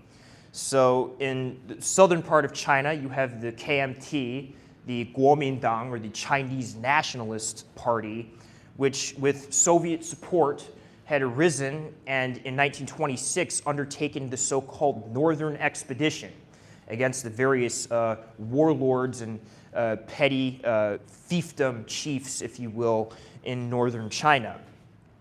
And this northern expedition led to the defeat of the Zheli clique and also began threatening Zhang Zuolin's forces elsewhere along the northern and northeastern and eastern seaboard of China. Furthermore, Zhang Zuolin had begun to stray from what his Japanese benefactors wanted him to do. So that is to say, he began supporting economic initiatives that were Chinese in nature and not exclusively Japanese. He began supporting Chinese-owned railways and railway ventures.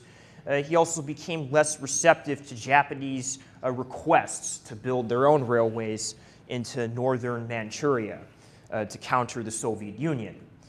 What this meant was that Zhang was A, vulnerable because of the success of the Northern Expedition, but also B, falling out of favor with many in the Kwantung Army. And many in the Kwantung Army saw it in Japan's interest to begin considering removing him from power. This first took the form of proposing the landing of an infantry division at this place called Shanhaiguan, which is a pass, a mountain pass on the Great Wall of China, on the kind of eastern seaboard of China. And the plan was that this division would land and disarm Zhang's troops as they moved into Manchuria and subsequently take over his domain. The Kwantung Army would, that is. But again, the government nixed this plan. The government said, eventually decided, no, we shouldn't go through with this plan. The Americans actually had caught wind of it and sent them a note warning against it. But this did not stop a fellow by the name of Colonel Komoto Daisaku from making his own plans, insubordinate plans, I might add, because they're without the approval of the government in Tokyo, to assassinate Zhang Zuolin by blowing up his train. He carried this out, this assassination, on June the 4th, 1928, at 5:30 a.m. at the Huanggutun Pass. This was a railway pass where the Japanese-owned South Manchuria Railway intersected a Chinese-owned railway. And this assassination effectively removed Japan's previous client from the region. Now, Komoto's plan was for Japan and the Kwantung Army to capitalize on this incident to invade Manchuria. He wanted he wanted the assassination to be a false flag attack. He had planted all these messages supposedly from the KMT on Zhang Zuolin's body, on the bodies of Chinese patsies, rather. There were these drug addicts. 3 of them were brought to the scene. But he was rather sloppy, and the writing was in Japanese kanbun instead of traditional Chinese characters. And one of the patsies also escaped and told the Chinese of what happened. And this information eventually made its way back to Zhang Zuolin's son, Zhang Xueliang, who eventually, the young marshal, if you will, who eventually became inherited his father's position as the chief warlord in northeast China, and also the Japanese government, which heard of the assassination attempt and figured out that it was the doing of Zhang Zuolin and the Kwantung Army. Or I shouldn't say Zhang Zuolin, of Komoto and the Kwantung Army. And this kind of discovery by the government meant that there was a lot of backlash against the Kwantung Army's insubordination. There was this guy, Tanaka Giichi, who was the prime minister, and when he found out about the assassination, he remarked, what fools, they behave like children who don't know what the parent has to go through. And this really encapsulated the kind of Kwantung Army and its Gekokujo at this time. But despite Tanaka's feelings, there was no attempt to discipline or prosecute Komoto for his insubordination that contradicted Japanese government policy. And so future practitioners of Gekokujo would not really have any deterrent, which brings us to these guys, Ishiwara Kanji and Itagaki Seishiro, who are, in my estimation, the 2 most important figures in the Kwantung Army. in its history. They're the ones who kind of come up with the idea for the Mukden incident and an invasion of Northeast China. So the context for their rise is embedded in the Great Depression of 1929 and the kind of sudden collapse of global economic markets. There were American tariffs that were put on Japanese silks, and there was a actually precipitous decline in the silk trade.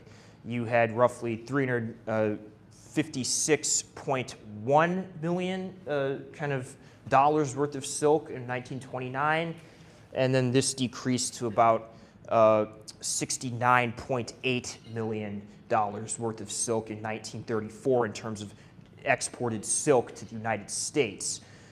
This was a disaster for the Japanese peasantry, who were very much dependent on silk exports as a supplemental source of cash. And this societal collapse in rural Japan made its way into the army, and there were a lot of officers, such as Ishiwara and Itagaki, among others, who started getting these radical ideas about what they called National Socialism, which was the brainchild of this guy Kita Iki, who was kind of ideologue of the Japanese radical right wing, and also National Reconstruction, which centered around overthrowing the corrupt and decadent government and political system of the time period. Ishiwara and Itagaki and others like them formed a lot of secret societies to kind of discuss their radical ideas. One of them was known as the Cherry Society, the Sakura-kai, and this society and others like it were kind of dependent on two main themes: internal reform and external expansion. The external expansion part would start in Northeast China. Ishiwara, very conveniently, became the chief of the operations section of the Kwantung Army in 1928, and he had this idea of the final war, which is that basically Japan would be involved in a conflict with the United States as a kind of East versus West clash, that Japan needed control of Northeast China to be self-sufficient in key resources such as coal and iron, and to build a second industrial base. And with the strategic depth and resources that Manchuria provided to Japan, this would allow it to be victorious in the war, the final conflict of human history with the United States. I go into a bit more depth on the final war in my book. You can read about it, I believe, in chapter 10, I want to say. But that aside, with this kind of final war idea of Ishiwara animating the kind of fuel for the conquest of Manchuria, Ishiwara and Itagaki and others on the Kwantung Army staff began a 2-year planning process to invade Northeast China in 1929. By and large, these plans were again made without the approval of Tokyo. Now, it is worth pointing out that there were some in Tokyo, most notably on the operations and intelligence sections of the Army General Staff, who were aware of the Kwantung Army's plans, at least by the summer of 1931. There was a visit by one of the officers involved in the planning to Tokyo in June of 1931, and he informed some of these officers in the Army General Staff about the Kwantung Army's desire to invade Northeast China, and they, by and large, concurred, but they were not aware, by and large, there were probably a couple of exceptions, of details of when the Kwantung Army would attack, how it would attack, and to what extent it would attack into Northeast China. which is to say that even though there is some awareness and even approval for the Kwantung Army's plans, even within the general staff and the military, there's a lot of gray area, and there were also elements within the government that were most likely totally unaware of the Kwantung Army's plans. So that's a bit of a complex explanation with regards to the run-up to the Mukden incident, but to kind of lay a little bit more context, in September of 31, the rumors about the Kwantung Army's plans were becoming very visceral, and they were going around Tokyo and were very lively, and the emperor heard about them. And he told the army minister, a guy by the name of Minami Jiro, that he did not want the Kwantung Army to step out of line, and that Minami needed to restore discipline to the Kwantung Army. Minami was someone who kind of tried to play both sides of the fence of his more radical subordinates and also the more moderate politicians in the emperor, and he's like kind of like, okay, I'll do my best, and he sends this guy named Tatekawa Yoshitsugu with a message indicating that the Kwantung Army should remain prudent and not initiate activities. However, unfortunately for Minami and the emperor and the Japanese government at the time, which by and large was not in favor of conducting the Joyi-ba incident, the Mukden incident, this plan did not come to pass. And it did not come to pass because one of the people on the general staff that was sympathetic to the Kwantung Army, named Hashimoto Kingoro, who was a part of the Cherry Society, one of the secret societies I mentioned earlier, he called Ishiwara and Itagaki and said, hey, the Tatekawa is coming with the letter, and it's going to be to call off the incident. So what this meant was that the Kwantung Army sent Itagaki and another guy by the name of Hanaya Tadashi to meet Tatekawa and get him drunk on the night of the incident. They took him to this inn-house, and he got drunk, and they was in the company of geisha girls, and by 9 o'clock, Tatekawa was knocked out cold, and he was kind of content with food and drink. And this allowed the Kwantung Army to go ahead with its planned false flag attack on the South Manchuria Railway. And so on September 18th, 1931, at about 10:20 p.m., the fuse to blow up a section of the railway was blown up. It didn't really do a lot of damage, but it was nonetheless a signal to begin the assault on the nearby Beidaying, or North Barracks, which was where the heart of Zhang Xueliang's army was in Manchuria. About 7,000 or so men was quartered. The trouble was for Zhang Xueliang and the Chinese that Chiang Kai-shek, who was the head of the Chinese Nationalist Party, or Kuomintang, was fighting the communists. And he did not want to fight the Japanese in September 1931. So he issued a first pacification and then resistance policy. This is what he called it. And what this policy meant was that the Chinese in northeast China would not resist the Japanese.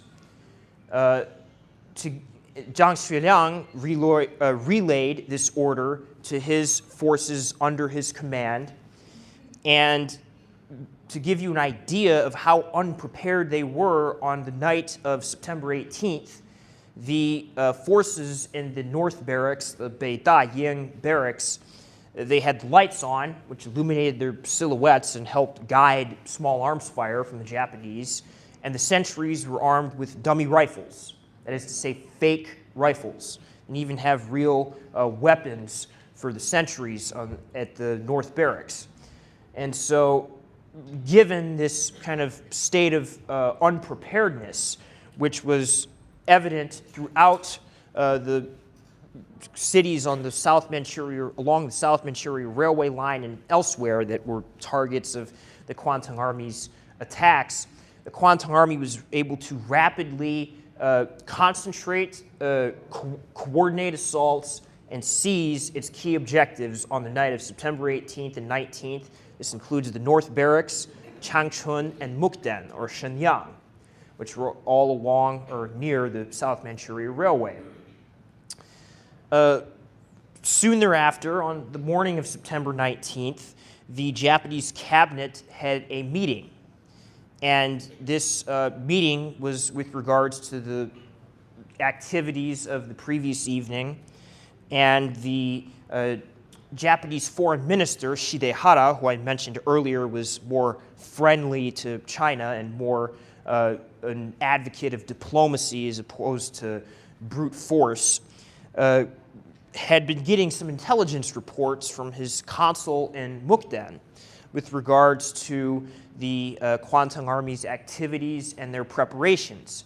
And he read these out to the cabinet, and this was enough to convince the cabinet to issue a non-expansion order on September 19th. That is to say, the Kwantung Army had initiated hostilities along the South Manchuria Railway on the pretext that the Chinese had attacked it. This was supposedly Japan's territory because of the extraterritoriality that it inherited as a result of the Treaty of Portsmouth that I mentioned on the first slide in 1905.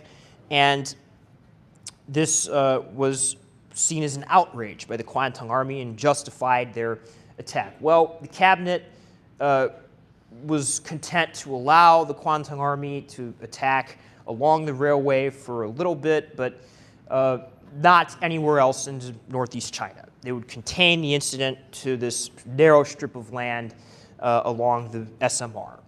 That was the plan. Unfortunately for the cabinet, this plan did not come to fruition because on September 21st, the Kwantung Army actually expanded the scope of hostilities against the wishes of the cabinet and also orders from the Army General Staff to Jilin province to secure the flank of the SMR, to secure the long, thin corridor from any potential attacks by Zhang Xueliang's forces, and also to get this brigade, the 39th Mixed Brigade, to be deployed from Korea. The deployment of this brigade is important because the emperor was nominally responsible, exclusively responsible, I might add, for deploying forces outside of Japan's immediate realm of sovereign territory into other territories. But the commander of the Korea Army actually made the decision to aid the Kwantung Army's advance into Jilin.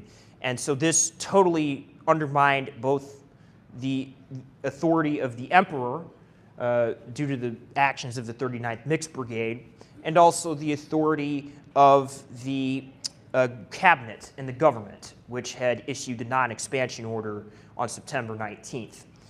And basically, this meant that the Kwantung Army had triggered the Mukden incident into something larger. In late September, the Army General Staff was temporarily able to put the kibosh on the Kwantung Army's expansion of the Mukden incident. But again, the Kwantung Army was behind the scenes doing things that subtly undermined the government's directives this time. It was, again, more gekokujo, if you will.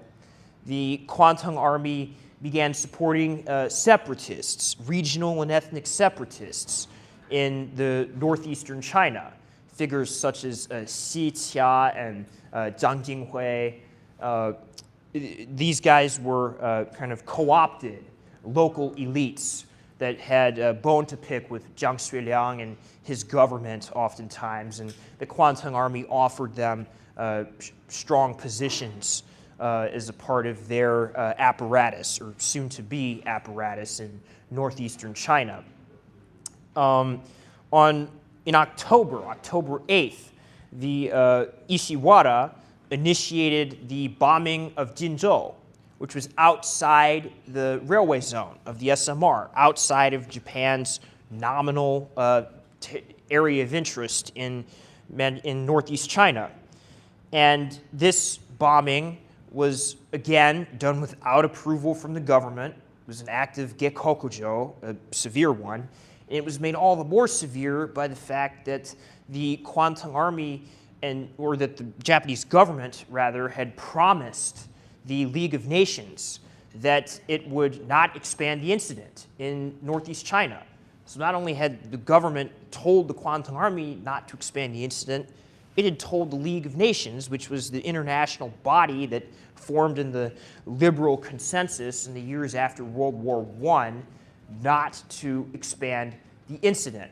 Well, the Kwantung Army did it anyway. And subsequently, in November, the Kwantung Army initiated hostilities around the Nen River bridges near Qiqihar. There was this railway, the Taonan-Qiqihar Railway, that actually one of these puppets that the Kwantung Army had co-opted, he had moved his forces towards this bridge, and the Chinese forces under the command of this guy Ma Zhanshan, they blew up the bridge, and the Japanese said in the Kwantung Army, hey, this was built by Japanese capital and you have to rebuild it or else we're going to attack you and resume hostilities. After a series of failed negotiations, this is exactly what happened. Hostilities were, in fact, resumed. The Japanese, to make a long story short, were able to defeat a much larger force in the vicinity of the Nen River bridges and Qiqihar. But it was the first act of large-scale resistance by the Chinese in northeast China and in the broader Asia-Pacific war more generally. So it is, I think, worth commemorating. I have, I think, a monument to that here. Then, with regards to the Army General Staff, it did attempt to rein in the Kwantung Army again. In November, it took supreme command authority from the emperor over the Kwantung Army and attempted to micromanage its activities, but while it managed to do so somewhat and kind of induce a withdrawal from Qiqihar after the Kwantung Army conquered it in November of 1931, this was not enough, ultimately. And the Kwantung Army, after a change in the government in December, was able to resume its advance into northeastern China, further north and east, and eventually conquer the whole of northeastern China. In 1932, this was signaled with the formation of the puppet state of Manchukuo, which was headed by this gentleman, a guy by the name of Puyi, who is the subject of the film The Last Emperor in 1987 or 8.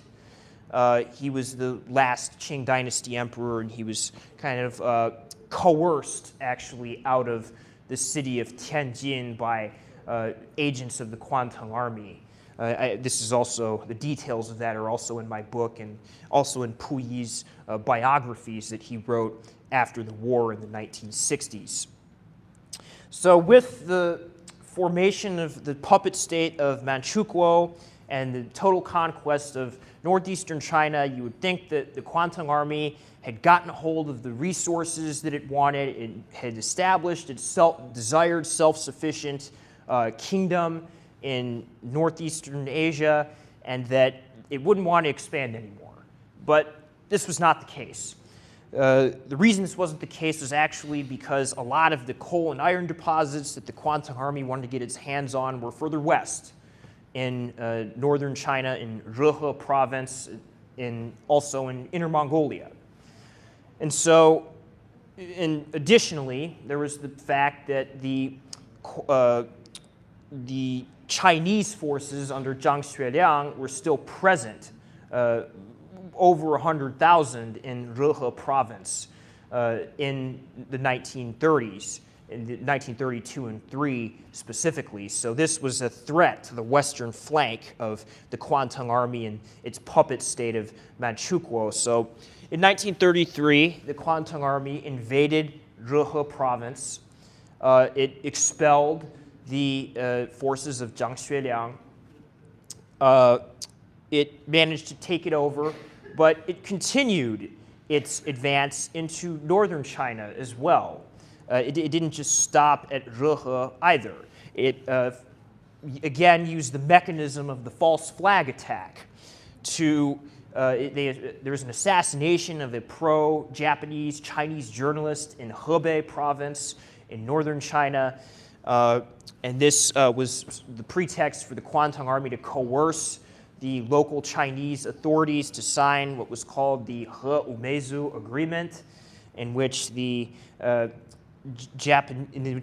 Chinese forfeited key aspects of sovereignty over Hebei province, most notably the right to station KMT troops there from the central government and conduct political activities. Something very similar happened in Chahar province in Inner Mongolia. This is called the Chindoihara Agreement. These things happened in 1935. The Kwantung Army builds on these acts by beginning to support regional separatism in these provinces and also ethnic separatism, most notably through the formation of an Inner Mongolian separatist army to invade Suiyuan province, which is also in Inner Mongolia, in 1936.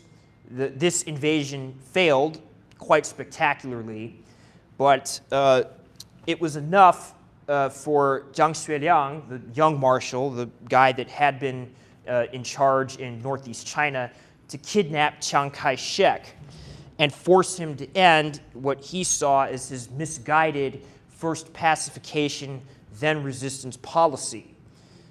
Basically, stop fighting the communists, stop fighting the other Chinese warlords, and form a united front to resist Japan. Chiang Kai-shek agreed to do this and formed the united front and was no longer going to tolerate the egregious acts of encroachment on China's sovereignty in northern China. So by 1937, what this meant was that when another kind of incident broke out, known as the Marco Polo Bridge incident, when this Japanese soldier went missing during some exercises near Beijing, the event spiraled into the Second Sino-Japanese War. So a full-scale conflict between China and Japan that breaks out. And then because Japan is not able to defeat China in the 3 to 6 months that the General Staff and Army Ministry assumed that it could, Japan began running low on key raw materials, most notably rubber, tin, and oil. And so that meant that it needed to start eyeing Southeast Asian colonies, which had these raw materials to a great extent, and also, conversely, looking at the American Pacific Fleet at Pearl Harbor as a threat to potentially intervene in Japan's strike south and Asia-Pacific empire. So, in 1941, in December, Japan struck Pearl Harbor and also embarked on the coordinated, synchronized assault of several Southeast Asian colonies at the time, including the Dutch East Indies, Malaysia, Burma, and the Philippines. And what this meant was that World War II in the Asia-Pacific had begun. This is really the key to the Kwantung Army, or to understanding the Kwantung Army's actions, the Kwantung Army's Gekokujo and false flag attack at Mukden are in fact critical and vital to the Second World War breaking out in the Asia-Pacific region, first in China and then in the Pacific with the United States and the British Empire, and eventually even by 1945, the Soviet Union. It's all triggered by the Mukden incident, by the Jiuyiba incident. It's all downstream from that because of the, as I kind of laid out in the last slide, the logical and connected progression of events that occur that are downstream from the Mukden incident. So with that being said, I would like to kind of give some key takeaways about the Kwantung Army and then try to connect it to the present day situation. So I think the first takeaway that is notable is that the Kwantung Army's false flag attacks were effective in winning support for aggression at home and acquiescence abroad. Basically, what that means is that the Kwantung Army was able to take advantage of gaps in the liberal international system, which still allowed for these Japan's and other empires to have access to large pieces of China as extraterritorial rights. And the Kwantung Army utilized false flag attacks repeatedly to give an air of legitimacy to these to its aggression in northeast China and northern China. It got the support of many people at home who were whipped into a frenzy by the Japanese press and other institutions that were complicit in the Kwantung Army's aggression, because even though a lot of these elements were in favor of the liberal international system that had arisen after World War I and that was embodied in the network of treaty agreements that Japan was party to that forswore aggression and forswore attacking into China. In fact, these institutions were more loyal to the Japanese Empire. And once it became clear that the Kwantung Army and its attack was successful in 1931 and 2, a lot of these elements were willing to support the Kwantung Army and tolerate its Gekokujo, its insubordination and hijacking of national policy. Which brings me to the second point, which is that the Kwantung Army's Gekokujo led it to prioritize short-term conquests over long-term strategy, which is to say that even though the Kwantung Army's insubordinate attack into northeast China was a great operational success, it was very well planned. It pitted 10,000 attackers against roughly 130 to 140,000 defenders. Even though these defenders were not told to resist, that is still an impressive achievement to attack in this sense operationally. Under these conditions, the Kwantung Army, in fact, mortgaged the long-term health of Japan's empire in the name of conquering northeastern China. So as I've laid out before, the Kwantung Army's attack into northeastern China directly led to the encroachments into northern China to secure the flank of Manchukuo and the key resources in the region, and also eventually wars with China, the US, the UK, and the Soviet Union. So that's point number 3, which is that the Kwantung Army's invasion of northeastern China led Japan down the war path with all of these elements, and was in fact, in the long-term strategic view, a disaster because of the fact that the Kwantung Army field officers only had a very narrow view and narrow understanding of Japan's empire and what it should be, and eventually led it down a path of a war that it couldn't win.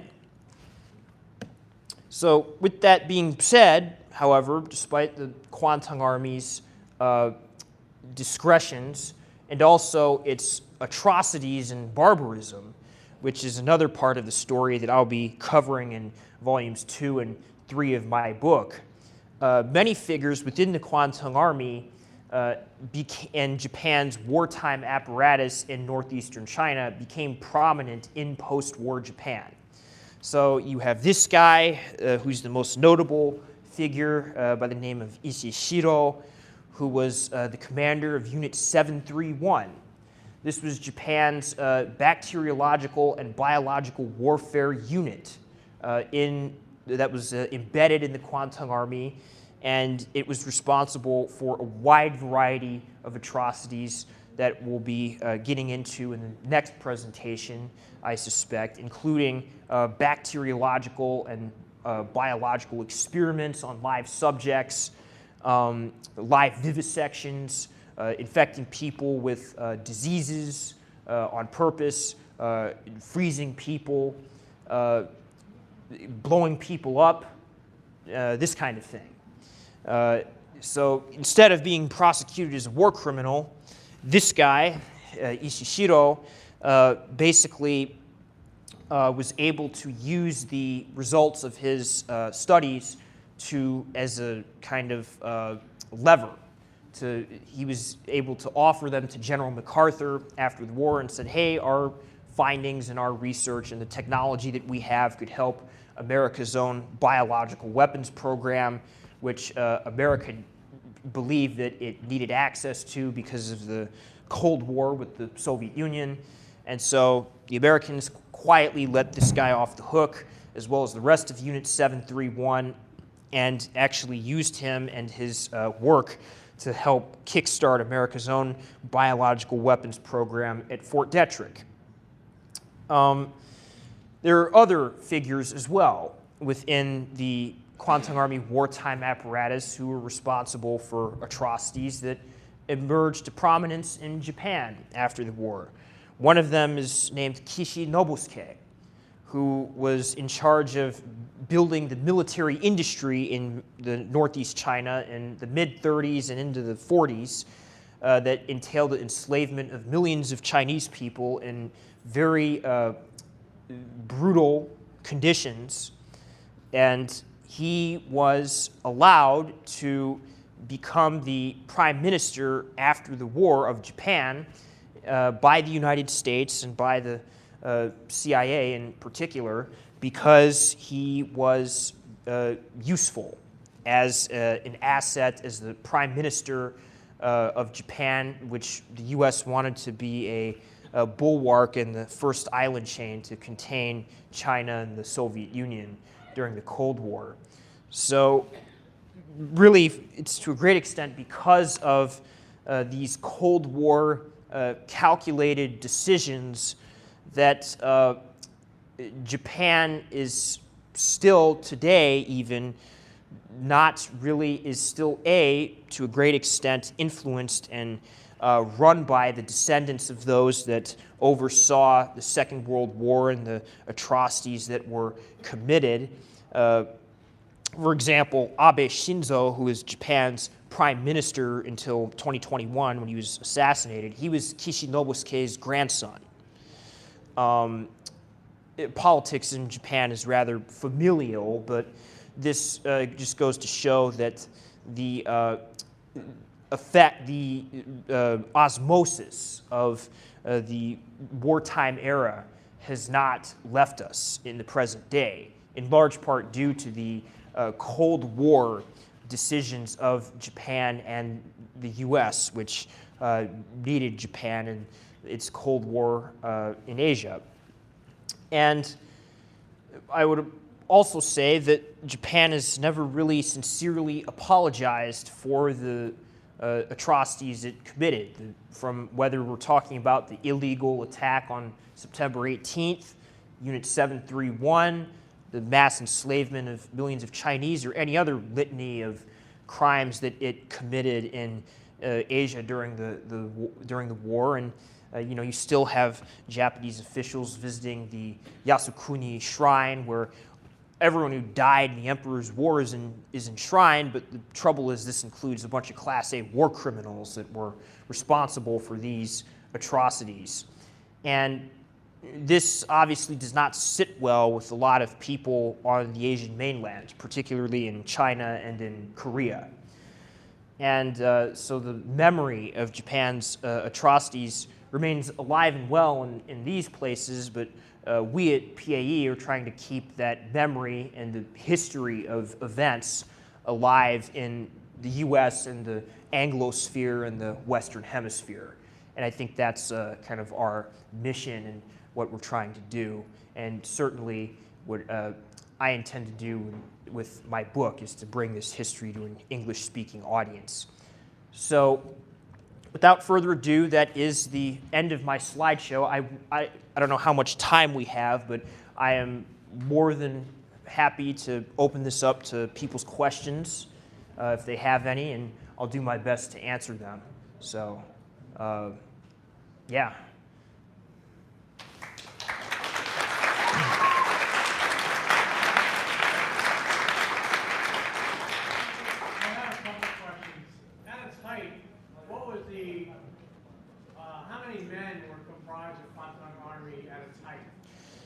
That's a very good question. I would say it's definitely, so in 1941, you have around 750,000 or so. This number shrinks later on. It actually expands because of the demands of the war in the broader Asia-Pacific region. By 1944, the equivalent of 10 divisions had been transferred out of the Kwantung Army, but there were more men actually probably put under arms by 45 because of the induction of new recruits and preparation for fighting the Soviets. So it's probably around, I would say, 780,000, 800,000, I think is the number I've seen. It varies depending on how you count. These guys weren't especially well trained or equipped or prepared in the latter stages of the war.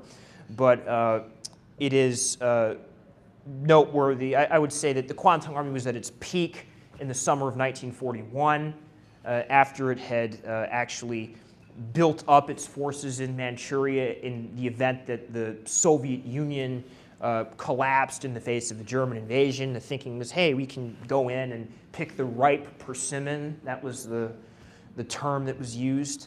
But because the German invasion of the Soviet Union was not ultimately successful, the Japanese pivoted to the strike south policy into Southeast Asia, and eventually the Kwantung Army kind of was whittled down in terms of its number of forces under its command.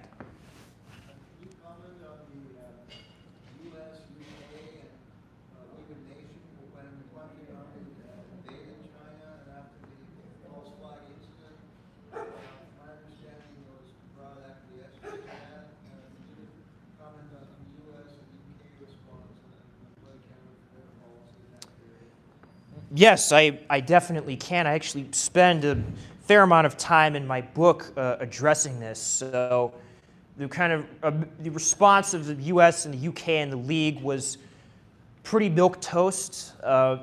The League did, after it became clear that the Kwantung Army had little intention of seeking peace or keeping peace, it did condemn the Kwantung Army's continued encroachments into northeastern China in October and November and December of 1931.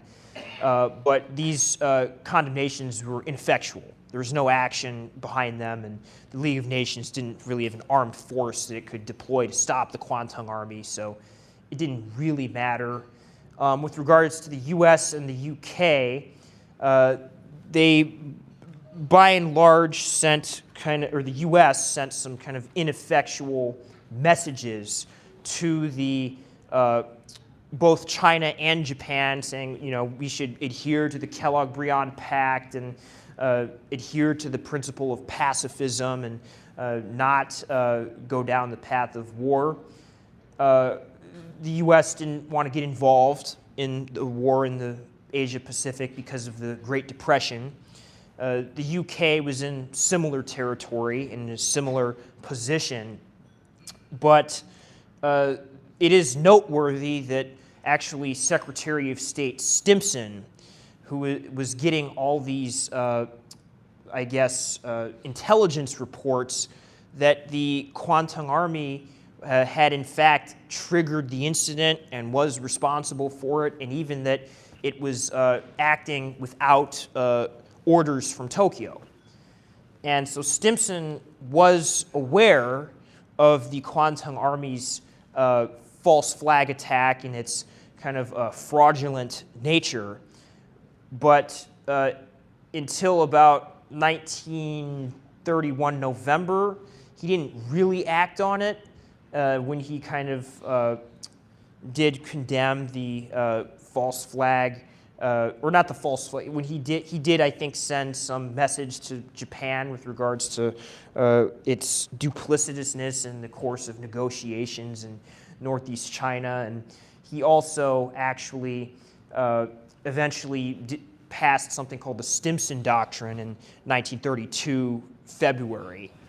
And this was quite important in that it refused to recognize Manchukuo or Japan's conquests in northeastern China. So to make a long story short, the League, the US, the UK really did not take a lot of action to defend their vaunted liberal international order that they were kind of at the head of.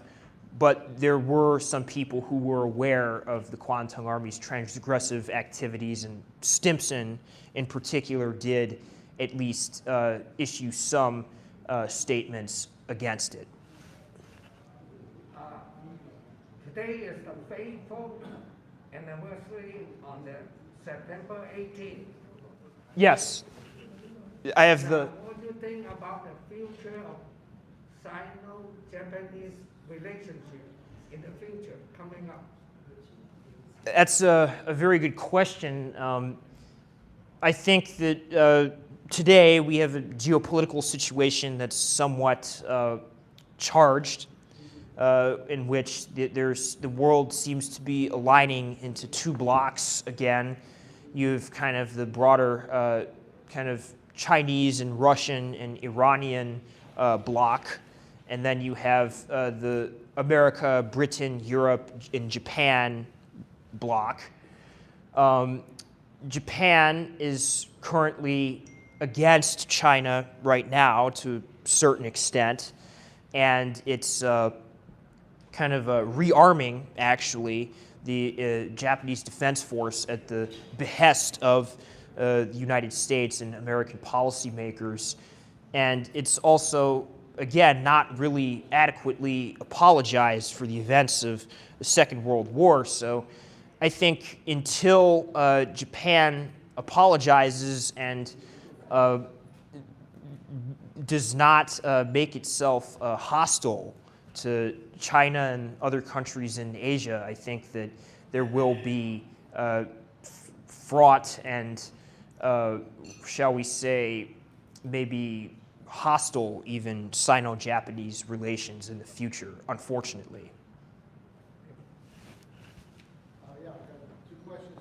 First of all, you said that China was so many times bigger population-wise and so many times bigger size-wise. Can you give me those numbers? Can you repeat that? I didn't quite hear it. You said that China was so many times bigger population-wise and so many times bigger size-wise. 205 times. Okay, so the number I've heard is around somewhere in the region of 5 times the population in circa like 1931 or so. So I think you're dealing with somewhere in the region of, and don't quote me on this exactly, you should verify this on your own. I think it's like roughly in the 1930s, you're dealing with about 400 million Chinese and about 60 to 70 million Japanese. I think with regards to land area, the number I've seen and heard is that China had 20 times more land than Japan did. It's quite a bit bigger, just even looking at a map. Again, I would encourage that you do your own investigation into that to verify that, but I think it is, regardless of the precise figures, it's worth noting that the size disparity is significant. My second question was, you talked about false flag attacks.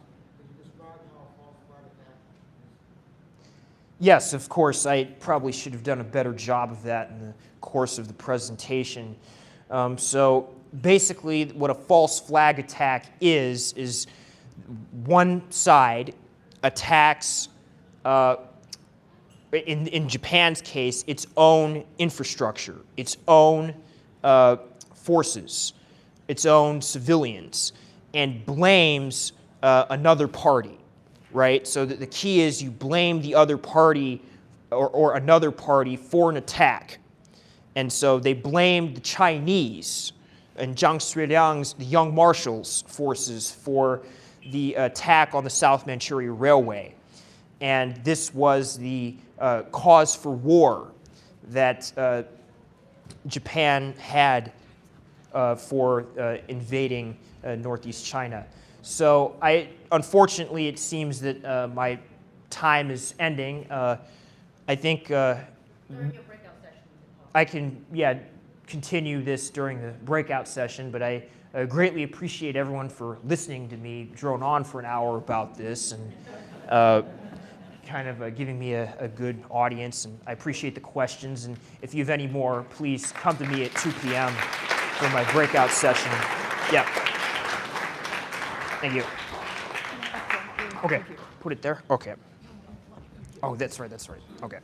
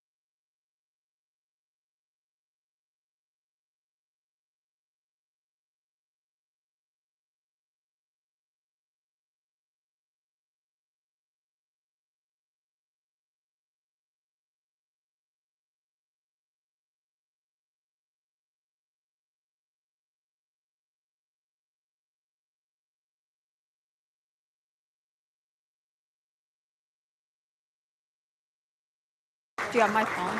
For what? Because it's right there. I think Tam is going to stand up.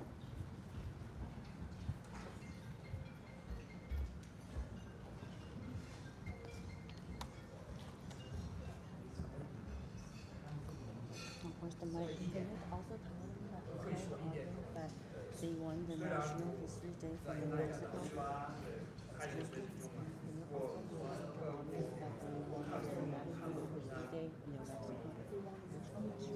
Yeah, with this documentary. In New Mexico. Yes. 燃やしている。彼が言った。何を燃やしているんだ。私は尋ねた。丸太。でも周りに木がないのにどうして丸太を燃やせるのだろうかと私は思った。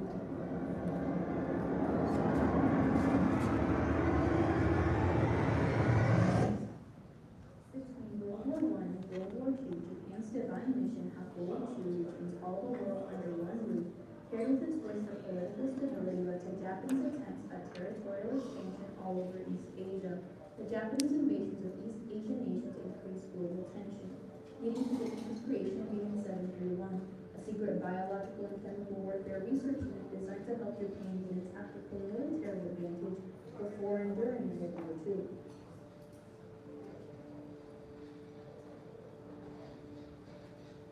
In 1864, after decades of conflict in Europe, 16 nations met in Geneva, Switzerland, to create the first international treaty to protect soldiers and non-combatants in war. Known as the Convention for the Amelioration of the Condition of the Wounded in Armies in the Field, it ensured care for wounded soldiers regardless of nationality, established neutrality for medical personnel and facilities, and required armies to treat enemy wounded.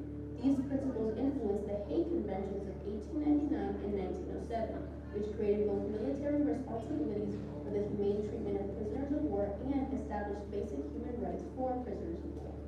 Despite this and other efforts to mitigate the horrors of war, World War I introduced unprecedented new atrocities, including the first use of chemical warfare with mustard gas. No one had seen war, destruction, or death at this magnitude before. Chemical weapons caused nearly 90,000 deaths and 1.3 million casualties, with mustard gas accounting for almost 90% of all British chemical casualties. In response to the horrors of war, world leaders signed the Geneva Protocols in 1945 to restrict chemical and biological warfare. Before World War II, Japan was considered an Asian powerhouse that sought to unify all of East Asia under the agenda of nationalism, economic pressure, and the ideology of Hakurei. This ambition led to the creation of the Greater East Asia Dual Prosperity Sphere and the aggressive expansion to other East Asian nations, including China, Korea, the Philippines, Vietnam, Indonesia, and Russia. Japan's blatant aggression disregarded not only territorial boundaries, but also the rights of residing civilian non-combatants in the occupied regions. In 1936, Japan established Unit 731 under the leadership of Dr. Shio Ishii. Disguised as the Epidemic Prevention and Water Purification Department, its true mission was to develop biological and chemical weapons in preparation for war. This program directly contradicted Japan's responsibilities under international law. Despite signing the 1925 Geneva Protocol, which banned chemical and biological warfare, Japan failed to ratify it domestically. As a result, there was no legal enforcement to prevent the creation of Unit 731, or to uphold Japan's broader responsibilities to protect prisoners of war and civilians under the Hague Convention. Under aliases, facilities across East Asia proceeded with experiments that violated the human rights of their victims. Experiments subjected prisoners of war to vivisection, frostbite, and weapon testing for knives, flamethrowers, and gas. Prisoners were infected with various diseases, starved, shot, stabbed, boiled alive, hung upside down for as long as possible, and their limbs were cut off and attached to different parts of the body other than the amputee site. Female prisoners were impregnated by males who were injected with diseases and then dissected to look at the disease's progression in the fetus. These experiments resulted in an estimated 850,403 deaths and no reported survivors. Outside of direct testing, Unit 731 also did field testing with biological weapons. In China and Korea, bombs filled with plague, anthrax, and cholera were dropped on civilian areas. Contaminated food was distributed to civilians and their water poisoned. These systematic attacks caused at least 250,000 additional deaths and left over 1 million injured or permanently disabled. In August 1945, the United States dropped the first nuclear bombs on the Japanese cities of Hiroshima and Nagasaki, killing more than 150,000 people instantly and forcing Japan to surrender. Weak and unable to achieve its goal of ruling Asia, Japan shut down Unit 731, killing all of its prisoners and destroying as much evidence as possible before American occupation. After the surrender of Japan on August 15, 1945, the Tokyo trials were held to indict Imperial Japan. Unlike the famous U.S.-led Nuremberg trials held in Germany the same year, the Tokyo trials did not assume responsibility for prosecuting the government that approved and funded the unit, or the Japanese scientists and doctors who performed Unit 731's experiments. Instead, the United States granted immunity to all high-ranking members of Unit 731, including General Shio Ishii, in exchange for Unit 731's research findings. In doing so, the United States failed to uphold its responsibility to bring about justice and protect the rights of civilians and prisoners of war under international law. It also established a Cold War policy in which political expediency and a post-war military advantage outweighed victim rights. The United States was not alone in setting such a precedent. In December 1949, the Soviet Union conducted the Kavkaz War Crimes trials, where 12 members of the Japanese Quantum Army, including personnel from Unit 731, were prosecuted for manufacturing and employing bacteriological weapons. Although the accused were found guilty, all received lenient sentences for horrific war crimes in exchange for access to the data collected during their experiments. The data gathered from Unit 731's horrific biological and chemical weapons program was used to develop vaccines for diseases such as plague, anthrax, dysentery, typhoid, paratyphoid, and cholera. While the end of Unit 731 contributed to the replacement of Japanese government officials, the adoption of a parliamentary system in Japan, and the signing of a formal peace treaty ending the war and occupation of China, establishing bilateral security. The lack of accountability, responsibility, and justice for the victims of Unit 731, along with the cover-ups by both the United States and the Soviet Union that protected perpetrators and suppressed the truth, has fueled international tensions and has left much of the world in ignorance about its atrocities to this day. Japan, along with many other nations, continue to bear the open wounds of Unit 731's legacy. The mystery surrounding its activities, compounded by Japan's ongoing refusal to fully acknowledge and apologize for its wartime crimes, has left many questions unanswered. As a result, the voices and experiences of victims remain disregarded and forgotten.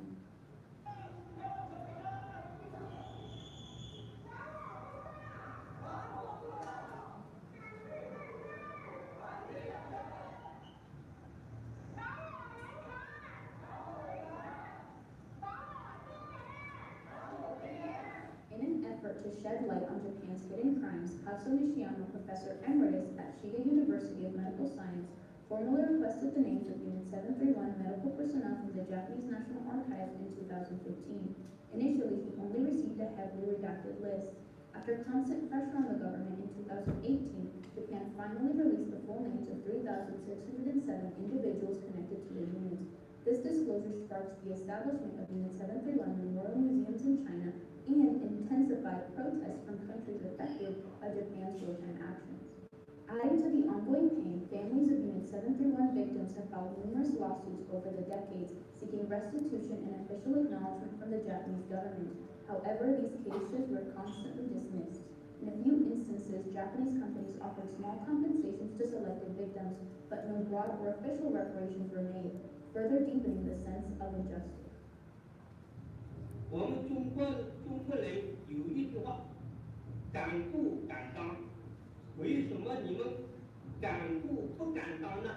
这个历史非常伟大，由于这个新政策是我们家伙是吧？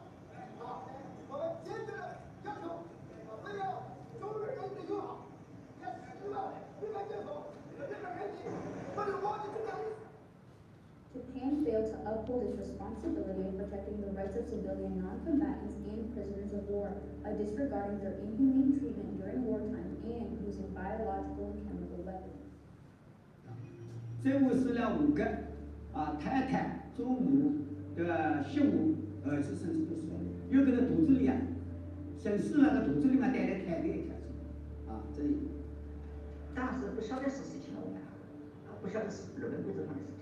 只晓得是怎么回事，这个分家什么尸体运气不好反正我们还不知道，死的人也不知道，是现在死掉的，他们已经在这救险之下，他自己也不知道是日本鬼子害死的，是不是我们也在这晓得是日本鬼子害死的。お前のところは何本倒した。俺のところは2本だ。俺のところはまだだよ。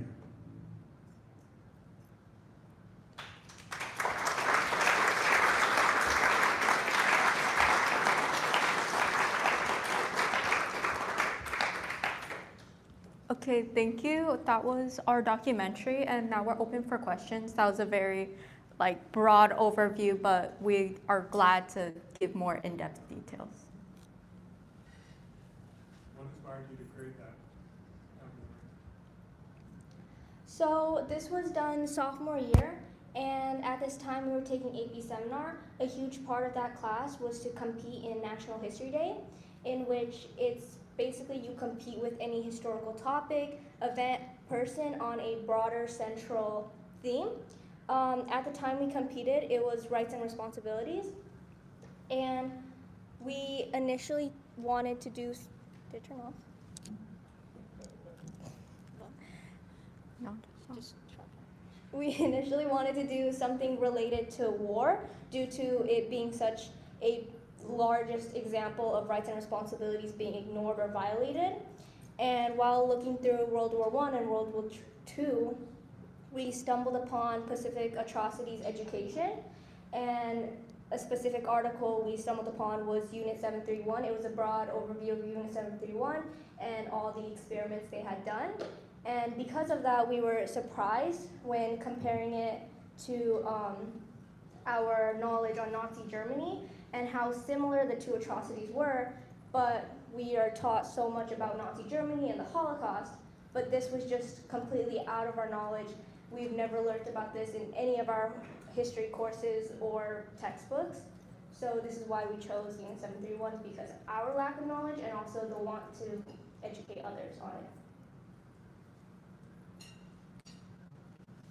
Does it change your vision or thinking of accountability for these men not taking accountability for their crimes in the United States and the other judgment people letting them get away with it by sharing their knowledge of what they gained by their extreme horrible treatment of others as well as murder?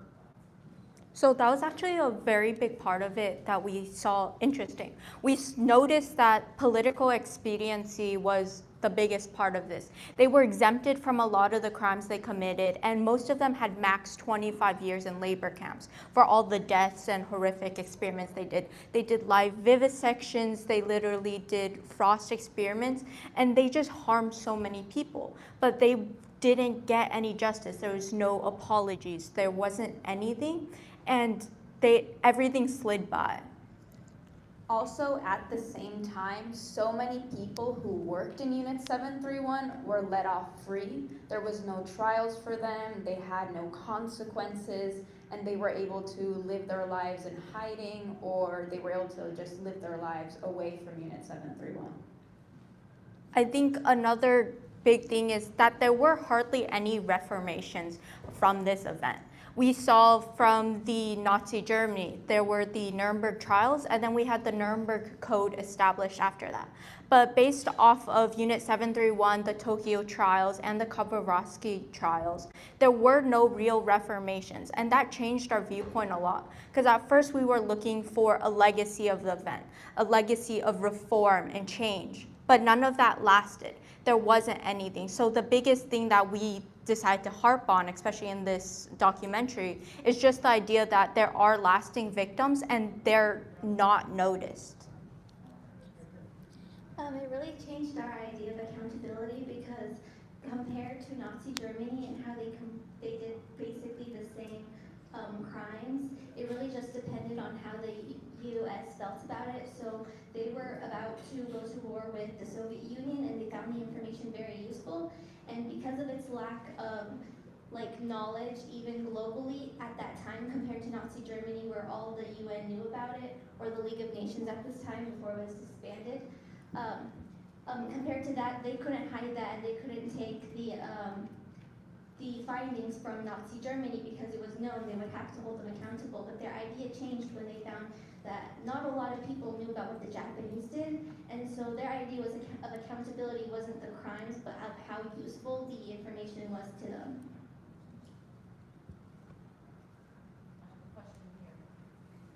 So I'm older than you guys, and when I was going to school, I really learned about Hitler and World War II.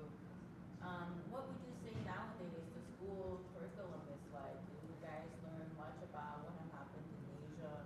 And also, I know that you guys won, for the school you guys got 3rd place, and then for the town, city, you got 2nd place, and then for the state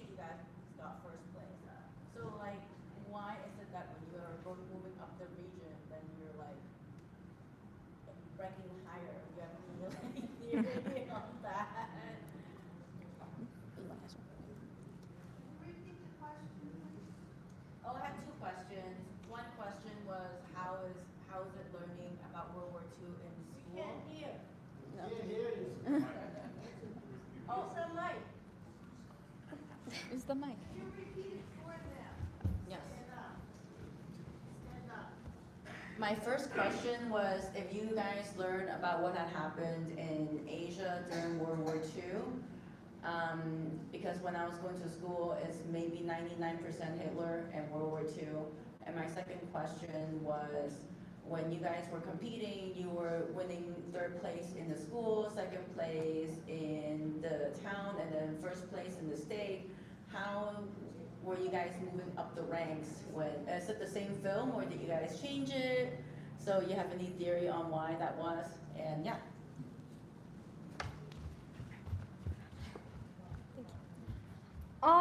So as of now, majority of history is still on Germany for World War II. And honestly, for a while, we didn't even know Japan had such a large impact on World War II because Germany and Nazi Germany took over all of the courses. So that is still an issue where Asia is largely ignored or not spoken about enough. As for the competitions, so it was essentially the same documentary, but it went through multiple drafts, multiple reformations of it. For our school competition, that was our first one, that was our first script, and that was our just first documentary. It was not the best, and because of that, all the judges we spoke to, they helped us and spoke to us about what was really missing in our documentary, why we didn't exactly place higher. And from that, we took their feedback and redid our script, we redid our documentary, and we took that to regionals. Regionals, this time, we scored a lot lower than expected, and because of this, we took, once again, the judges' feedback. We also spoke to multiple teachers in not just English, but history, and spoke to them about how to make our documentary more understandable for everyone, as the judges are not all historians, they don't have prior knowledge. A lot of them don't speak English as their first language, so we really wanted our information to be straightforward with as much detail as possible, but also understandable for everyone. And by that, we went through another editing process of our script and documentary, and then it was just the same process from then to state all the way to nationals. Is your documentary available online so it can be shared with others?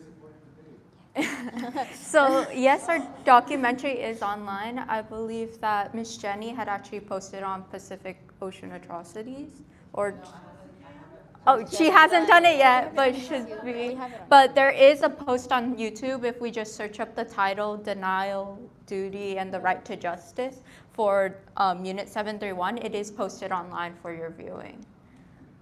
I believe I did point at the sir over here first. Yes, go ahead. Yeah. Well, we all know that Adolf Hitler demonized the Jews to consolidate his power, and we're seeing Donald Trump consolidate his power by demonizing the gays and the immigrants. Can you tell me if Japan had any similar tricks to consolidate their power? Yes.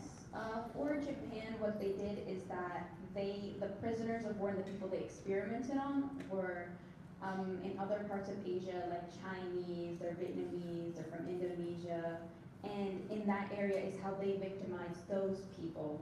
So Japan would see themselves as better, like when we mentioned Hakuichu, which is their idea that Asia should be all united under Japan, that everyone else is inferior to them, and that they should rule over all of them. So that's how Japan, whatever. The Nazi Germany had, I don't know if I'm going to pronounce it right, but it's the iron race, like they have the theory that they were better, and the Japanese kind of had like a similar, they had the Yamato race, they thought they were better because of their like background. Another interesting point in that is also how they use propaganda to change the views of the people. Because yes, they were talking about how Japan was considered top race and there was racism hierarchically, but they also changed it so all of Asia would be under Japan against America. So they had this very split dynamic of America is bad and that causes Western colonization, compared to all of Asia should be under Japan because they won wars. They went through the Meiji Restoration, so they beat the Russo-Japanese War, and they had battles under their belt. They had more advanced technology, and they also used media to create an Asian for Asiatics, and also this idea of a yellow race. So that's also how they sort of brought everything under their sphere of influence. What was your typical reaction from your peers about this issue and then about your documentary? So this documentary was showed to our peers and to our parents, and they were really shocked as well. A lot of them, in their feedback to us that we used to improvise our documentary, told us that they never heard about something like this compared to Nazi Germany, and that they were really shocked about how severe it was, but how underlooked it was. A majority of our reactions were just pure shock, and I think we cut out a lot of the graphical images because it really affected them a lot. Just to add on, we were given back a lot of confusion. I remember during regionals, one of our judges was a historian, and after our presentation, she was talking to us and told us how she had never heard of Unit 731 ever, and I thought that was such a shocker that a historian didn't even hear about it before.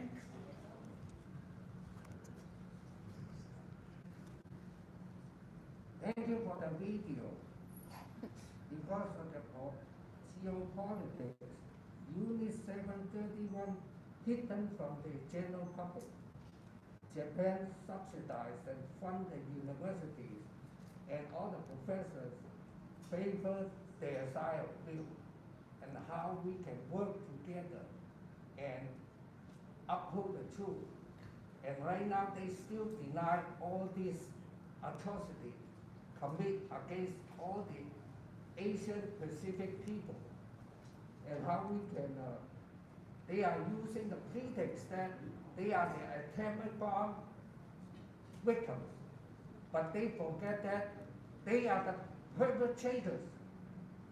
And we still deny all these truths and how we can work together and counter their attack. And stand up for the truth. Thank you very much, young people. I'm glad that you take up the torch and carry on the fight. Thank you very much. Thank you. There's do you know why with all the freedom of speech, the information is lopsided? You always hear the Holocaust, and you never hear this one. Yeah. Oh, I can tell you that. I can actually have a strong feeling about this.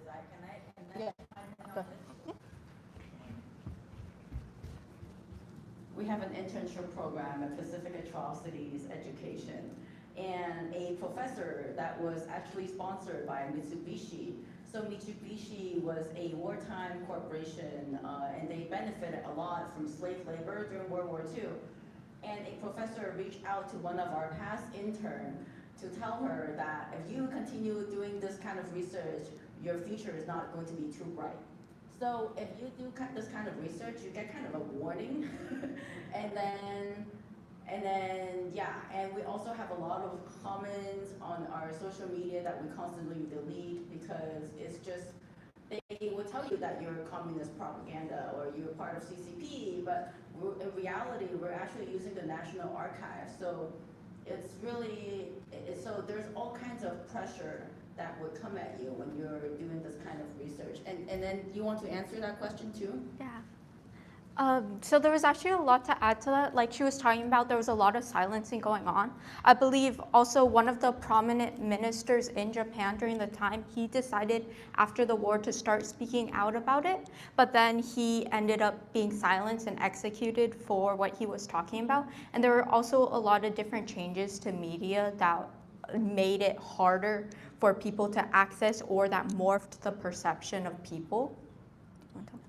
So when we're going over that, there was the censorship of America that changed how people were able to get information. They basically signed a lot of it because they gave Unit 731 immunity. There was a plea deal where they received information for the experiments that were being done, and in exchange, they got immunity. So America, I believe in that sense, didn't want its own citizens knowing about it, because then they would sort of be a part of that, associated, because they gave those people freedom. Another big thing about that was also the cultural changes in media of Japan during the time. Like this older gentleman was talking about earlier, the change in ideology was that Japan was a victim. They were not an aggressor. A big part of it was that they were a victim because of the nuclear bombings, right? They got hit by the bomb, so they're the victim of America rather than aggressor all over East Asia. They even morphed media like anime and cutesy characters like Hello Kitty and that whole franchise to give their culture more of a softer appeal, to make it seem like, yes, they are the victim, they couldn't have done anything wrong. Oh. Say something cute. I know, there's some lady in the back who keeps on asking questions. Also, do you think the American media is owned by a certain group that give intentionally or unintentionally give more favor to one group of the war than the other one? You know what I'm saying? Okay. The American media are owned by certain group that would give a certain group more attention to the other one, intentionally or unintentionally. What group? I don't want you to listen to TikTok. What group?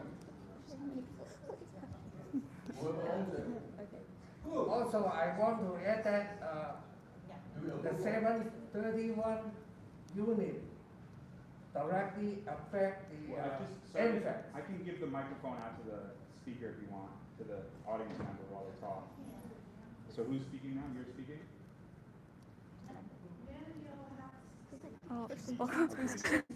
Raising their hand. There's two people in the back, and I feel bad. I think the 731 still affect us as far as the anthrax is concerned. And also, when you do some more research, American government also do a lot of things that affect you and me in terms of germ warfare. Just like even though the West Nile virus, they're still going on. A lot of, they prey on the minority movement. They inject a lot of stuff. Google it, you will find the truth. Thank you very much. This woman in the back who keeps wanting to ask questions. Wait, which one? It was that lady over there. I don't Do you touch want? it. Can we? You want me to pass the mic? Yeah. She wanted to ask a question.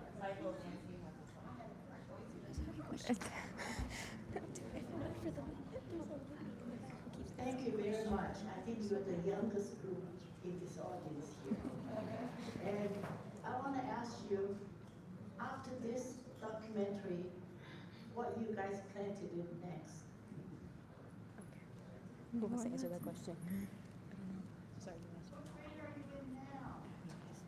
Junior. Yeah, right now we are juniors, and I believe for future aspirations of this project, we could go more in depth as well as research more in the archives, because there were a lot of things that they did, especially in germ fair, that are affecting us today. There were a lot of anthrax experiments, they had syphilis experiments. They injected a lot of women, even when they were pregnant, with different germs in order to test what effects they would have on the people. And even in the Korean War, we saw outputs of those research efforts. There were a bunch of anthrax plague bombs that were found, the capsules, around Korea, and then even now there's still more evidence coming up. So I think as more information is being disclosed, uncensored, and even digitized, because a big thing for our group is that we weren't able to physically go to archives and look for it, or during COVID, as one of the speakers earlier were talking about, you just couldn't get to the information. Now that more of that information is being readily available to the masses, just parsing through all of that information, because there is it out there and you just have to look for it, is a big thing or big step for our future. This gentleman, to take it to all the way up. Runs right there. Go. The man. I didn't know. So you got it. You can hand it to them. Yeah, well, we got it. It's fine. Wait, can we use this mic?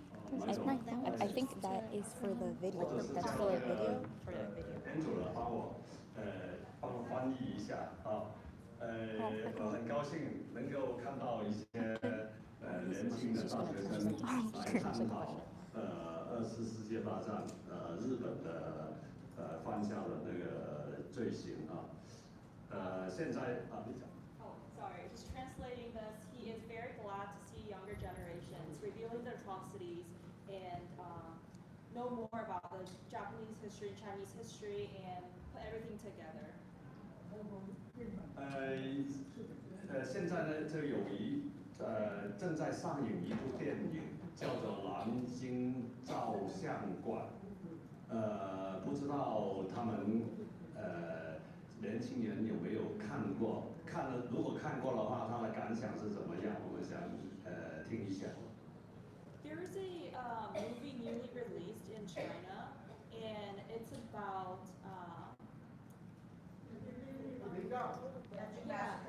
it's about Nanjing Massacre in general as the context, but the main character works for like he works for photography, and then he takes photos, and from taking those photos, he revealed a lot of things, a lot of secrets, and he decided to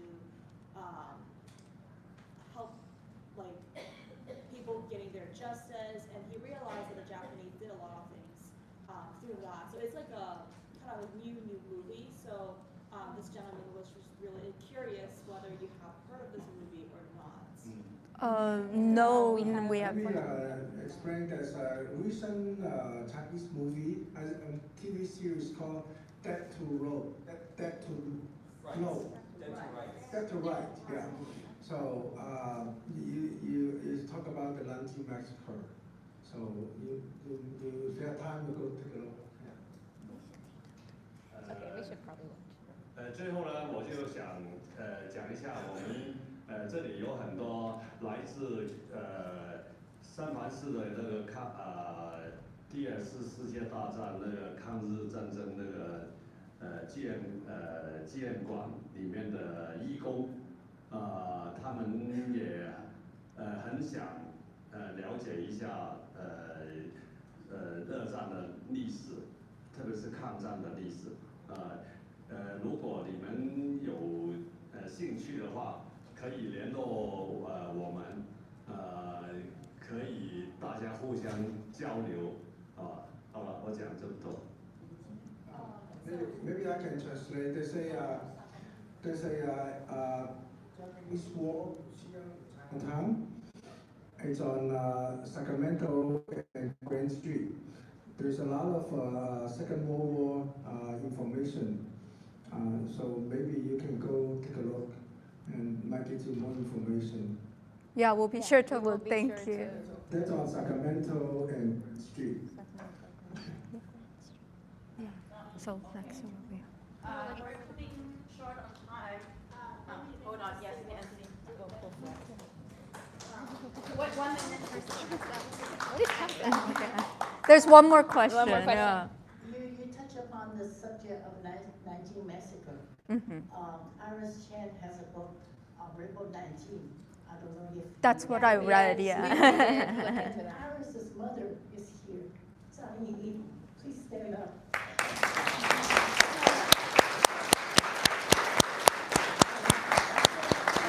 If you want to know more about Rebel 19 from Iris Chen, here's the source.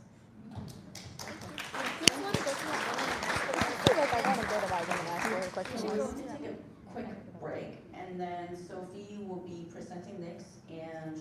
been helping us out with in terms of putting our archival material on the internet and uploading it and organizing it so young people can use it for their research or to make another documentary.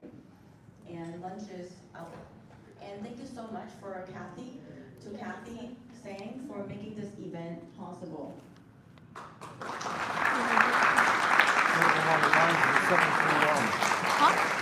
Sort of along the lines of the 731. Yeah.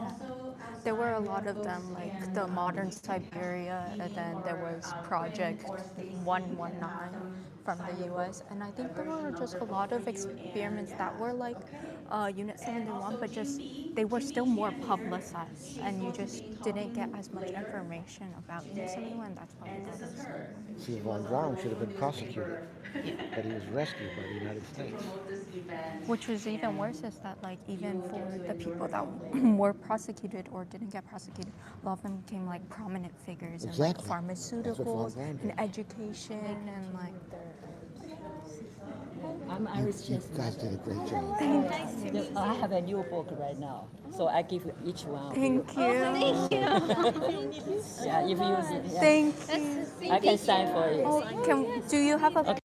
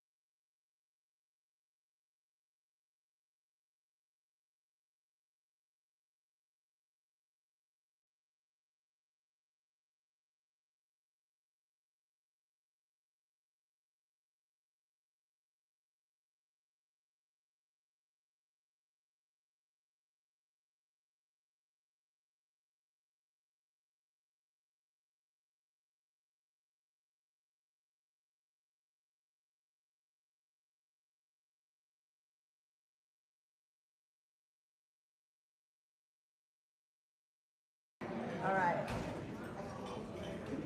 So we have Sophie with us. Sophie is a master's student at University of Washington studying library and information science. She did an internship the past summer, delving into our digital archive of PAE. And now during lunch, she will give us a brief talk on Pacific Asian War Digital Archive overview and how to navigate through this very well-established archive.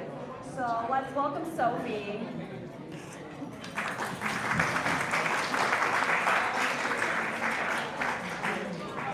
Hello everyone.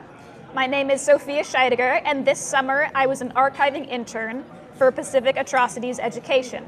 In this presentation, I will go over the digital archive that Pacific Atrocities Education has created and going over how to navigate it, what kinds of things you can find in it, and the processes that went into and are still going into creating and managing it. So, a little overview on what I will be talking about. First, I will discuss the front end on how to navigate the archive, meaning the things that the people looking at the archive will see and access. Then I will talk a bit about where the documents in the archive come from and the experience of doing this internship and working for this archive. So, the Digital Archives of Pacific Atrocities Education is a repository of documents about the Asia-Pacific War. Contained within this archive are the documents themselves ready for you to look at and download, with them also being organized in ways to make them easier for people to find what they want.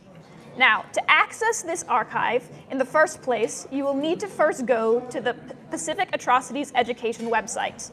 Up at the navigation bar here, is it working? I can't tell. Sorry. Yeah. Up at the navigation bar here, you can see that the fifth term here is archives. To click this, you will get to this page here, and from here, clicking anywhere will bring you to the access page for the archive. Now, this is what it looks like when you first get into the archive. This is the home page, and this is where you can see the different elements of the archive. And as you can see here, there are a number of different terms that I'm going to define for you. The first term is items. So these are the individual documents that we have here. Each item is a specific document that we have archived for your viewing pleasure. The collections are the item locations. These are the specific places where many items will be in specific collections. Then there are exhibits. Exhibits are curated pages of related items and research that people like us interns have put together for you to look at our items in more detail. Finally, there is the map, which is a finding aid for items based on the location most associated with individual items. Now, clicking on each of these in the navigation bar will bring you to different pages that allows you to browse the archive in different ways. For items, as you can see here, the items is glowing yellow. That means that I have clicked it, and this is the page that you would get to. The way that items are originally and primarily searched through is through recency. That's what is happening here. You can see that this item is the most recent item that has been put into this archive, but there are multiple different ways to search. You can also search via alphabetically, as in title or creator, as you can see on the left in the red box I have there, but there are also other ways. You can search specifically by tag. This is the section to browse by tag. And as you can see, there are a number of different terms that we interns and people working at the archive have used to attach to individual items, allowing you to look at items based on concept or, let's see. Sorry. Yes. I have not, no. Yeah, okay. So these tags are labeled in alphabetical order, and as you can see, some terms are bigger than each other. These are the terms that are most often used, so you can see that things like 1945, biological warfare. We have many documents relating to these topics, and clicking on the tag will allow you to see all the items that have been tagged with that specific term. The next way to search for items is a general keyword search. Now, this is the kind of thing that you'll see on other archives or other search websites where you can search by keyword in specific fields. Now, there are many different fields that you can look at. You can search through the documents through titles, through creators, through descriptors. And the reason that this is possible is because of the work of people at the archive. As you can see here, it's a little blurry, but these are some of the specific terms that you can search through. Like you can search title, subject, description, creator, source, publisher, etc. And all of these have been input by people like me, interns working at the archive. This is because you can't search within the documents themselves because they have been scanned and uploaded. They are old documents. Some are a little bit harder to read, but the information here has been put in so that it is easier for you to find and look at.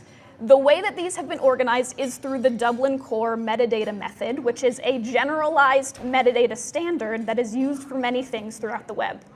Now, let's go back to browsing through items. The next way to browse through items is the map. And as you can see here, I have highlighted both Browse Map within items and the map navigation bar itself. That's because these will both bring you to the same page. This page shows you this map here, which indicates where items have been located. This map is an ongoing process involving attaching locations to each document based on the area most connected to the document. This can be as broad as a country to as small as a town based on the focus of the document themselves. And each of these pins leads to individual documents. As seen by this left image here, I have clicked on a pin in the Philippines and come up with this item, which I actually cataloged myself. So you can, from here, click the blue link here, and it will bring you to the item in our collection, in which you can see the description, when it was made, and you can even download it for yourself. Now, the next format that you can search in this archive is collections. And there are two primary ways collections are named: descriptive names, like those on the right here, and record group names, like those on the left here. These letters and numbers can indicate, for example, the official organization that published the items, such as the Office of Strategic Services, whose documents are published under the RG226 designation. In our archive, we have a collection labeled RG226, and these contain documents all published by the Office of Strategic Services. The last way to browse through our archive is through exhibits. And exhibit titles, conversely, are all descriptive. This is because exhibits highlight certain documents we have in the archive relating to a chosen specific theme that those who have contributed to the archive put together. You can see the one that I worked on right here. In these exhibits, we have added context and research from outside the archive itself to put in pages that exhibit the specific documents we have in a broader context. Exhibits that we already have are the ones on the records of the U.S. Army's biological weapons program at Fort Detrick, which we've learned earlier today that they got a lot of their inspiration and information from the Japanese. And this one right here, which I worked on, which is the relationship between the Kuomintang and the Chinese Communist Party during the years of the Asia-Pacific War. While I was cataloging, I found many documents on this topic, and I put them together in chronological order, making it so that you could see how things progressed throughout the war. Now, this archive contains a wide range of documents from a wide range of sources. They are primarily in English because we get them from the National Archives from the US, though many include text that has been translated from another language to English by the document's authors. Additionally, not only do we have text documents, but some include photos, maps, and sketches. On this slide, I do have a bit of an overview of the kind of things we have in this archive. For example, not only do we have translations, but we also have documents that are transcripts of interviews, prisoner of war interrogations, and radio and telegram messages. Additionally, of the documents in this report, many of them come in the form of a military report, though within them there are other details as well. For example, biographic content, intelligence content, economic and industrial content, as well as geographic content and much more. Overall, this archive is a culmination of the work of many individuals over many years, and the wide variety of document types and focuses reflects that. On this page, I have examples of documents that I myself cataloged. So as you can see, there's a wide range of things, a wide range of quality of items, images, sketches, things like that. And this is just a very small example of the things you can find in the archive. Now, a lot of effort has been taken into getting these documents into the archive. A major place we get our documents from is the National Archives and Records Administration, or NARA. NARA is a repository for important U.S. documents, including vital historical documents, such as the Declaration of Independence and the Constitution. And importantly for our purposes, it also includes military records and intelligence documents from all throughout the United States history, including declassified documents from the time period and locations relevant to the Asia-Pacific War. Now, in order to get these documents from NARA, each of these documents had to be scanned by hand. That means someone, specifically Jenny, went in person to where these documents were being held and scanned them by hand. Then others, such as the archival interns like myself, took these files we were given, uploaded them, read through all of them, and labeled them with titles, creators, subjects, descriptions, and more. And that's what my internship primarily focused on. There are multiple internships that Pacific Atrocities Education runs, including history research, digital marketing, and archival. And I can only speak for my archival internship itself. And I know I gained a lot from what I did this summer as an intern. I also feel that I made a considerable effect on the archive itself. This image I have here is a bit of a peek into the back end of the archive. This is what we who work on it see. And as you can see, there are over 2,000 items that we have cataloged. I myself uploaded about 300 documents describing each of them in turn. And it was within these documents that I looked at that I realized many commonalities within them, that there were a few on the same topic, and that is how it led me to the exhibit I created. And this is the process that led other interns to create their own exhibits. Not only that, but I also had the opportunity to, along with the other interns I worked with, add new elements to the archives, such as the map functionality and the method of giving documents identifiers. Identifiers being a URL or a unique term that allows you to differentiate documents that maybe have the same title or maybe were created by the same people. Through this internship, I learned more about this time period and location, strengthened my archival skills, and I got to see the continued development of a really cool, really important, and really collaborative project. Ultimately, this archive is the culmination of years of work by many people in many different ways, and the work is still ongoing and progressing. And I hope it aids you all in research and understanding. Thank you.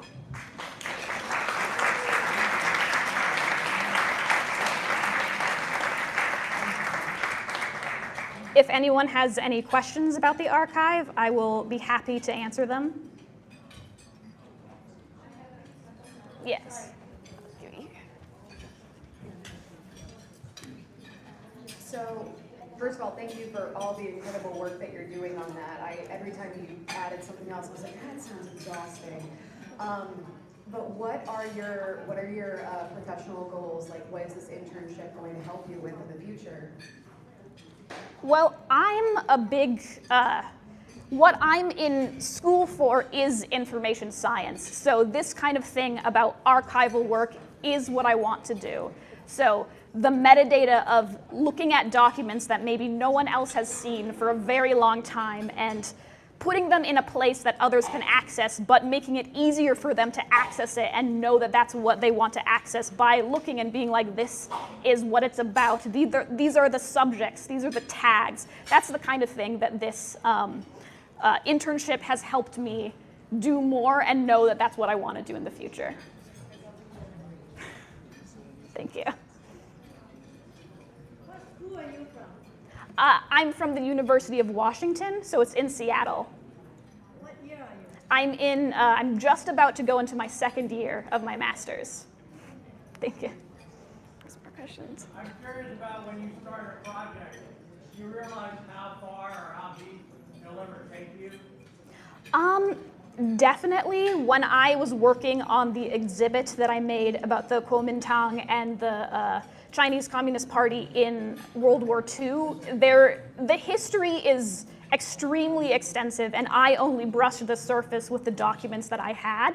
And it was definitely the kind of thing where I was like, I linked to other blog posts that Pacific Atrocities Education had from before that time and after that time. So I was able to just take a slice in the middle and be like, this is maybe a little bit of a missing piece, but no, everything is so massive and there's so much to learn.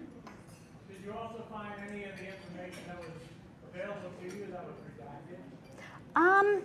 What we have access to are the declassified documents. So not generally, though sometimes I would have like half a document and I'd be like, well, where's the first half? Sometimes some names would be like hard to read and I'm like, is that intentional or not? But what we have access to are the declassified documents. So. Even with the declassified documents I found in my research with Laos and Cambodia articles, there were a lot of information that I just couldn't access because it was all redacted by the OSS at the time, Yeah. and then the CIA, and then the DIA, and then whoever else wanted it. It was a good idea to release this document about them. Yes, I've had experience that. Yes, we've had experience with that, and maybe 10% of the box will be there. So if it's like a really sensitive topic, then you only see 10% of the box at the National Archive.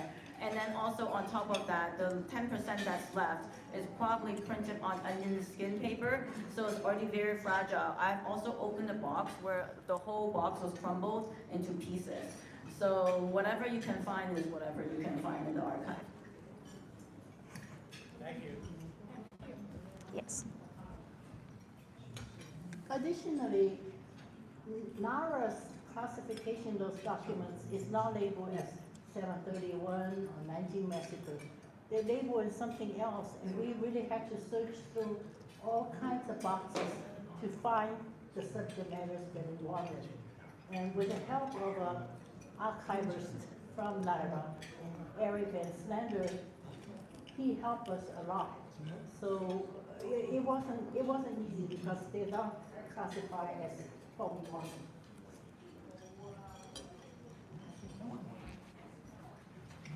Are there any more questions?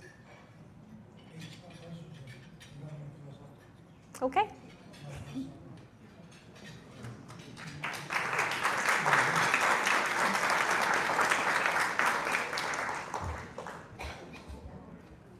Thank you, Sophie. It was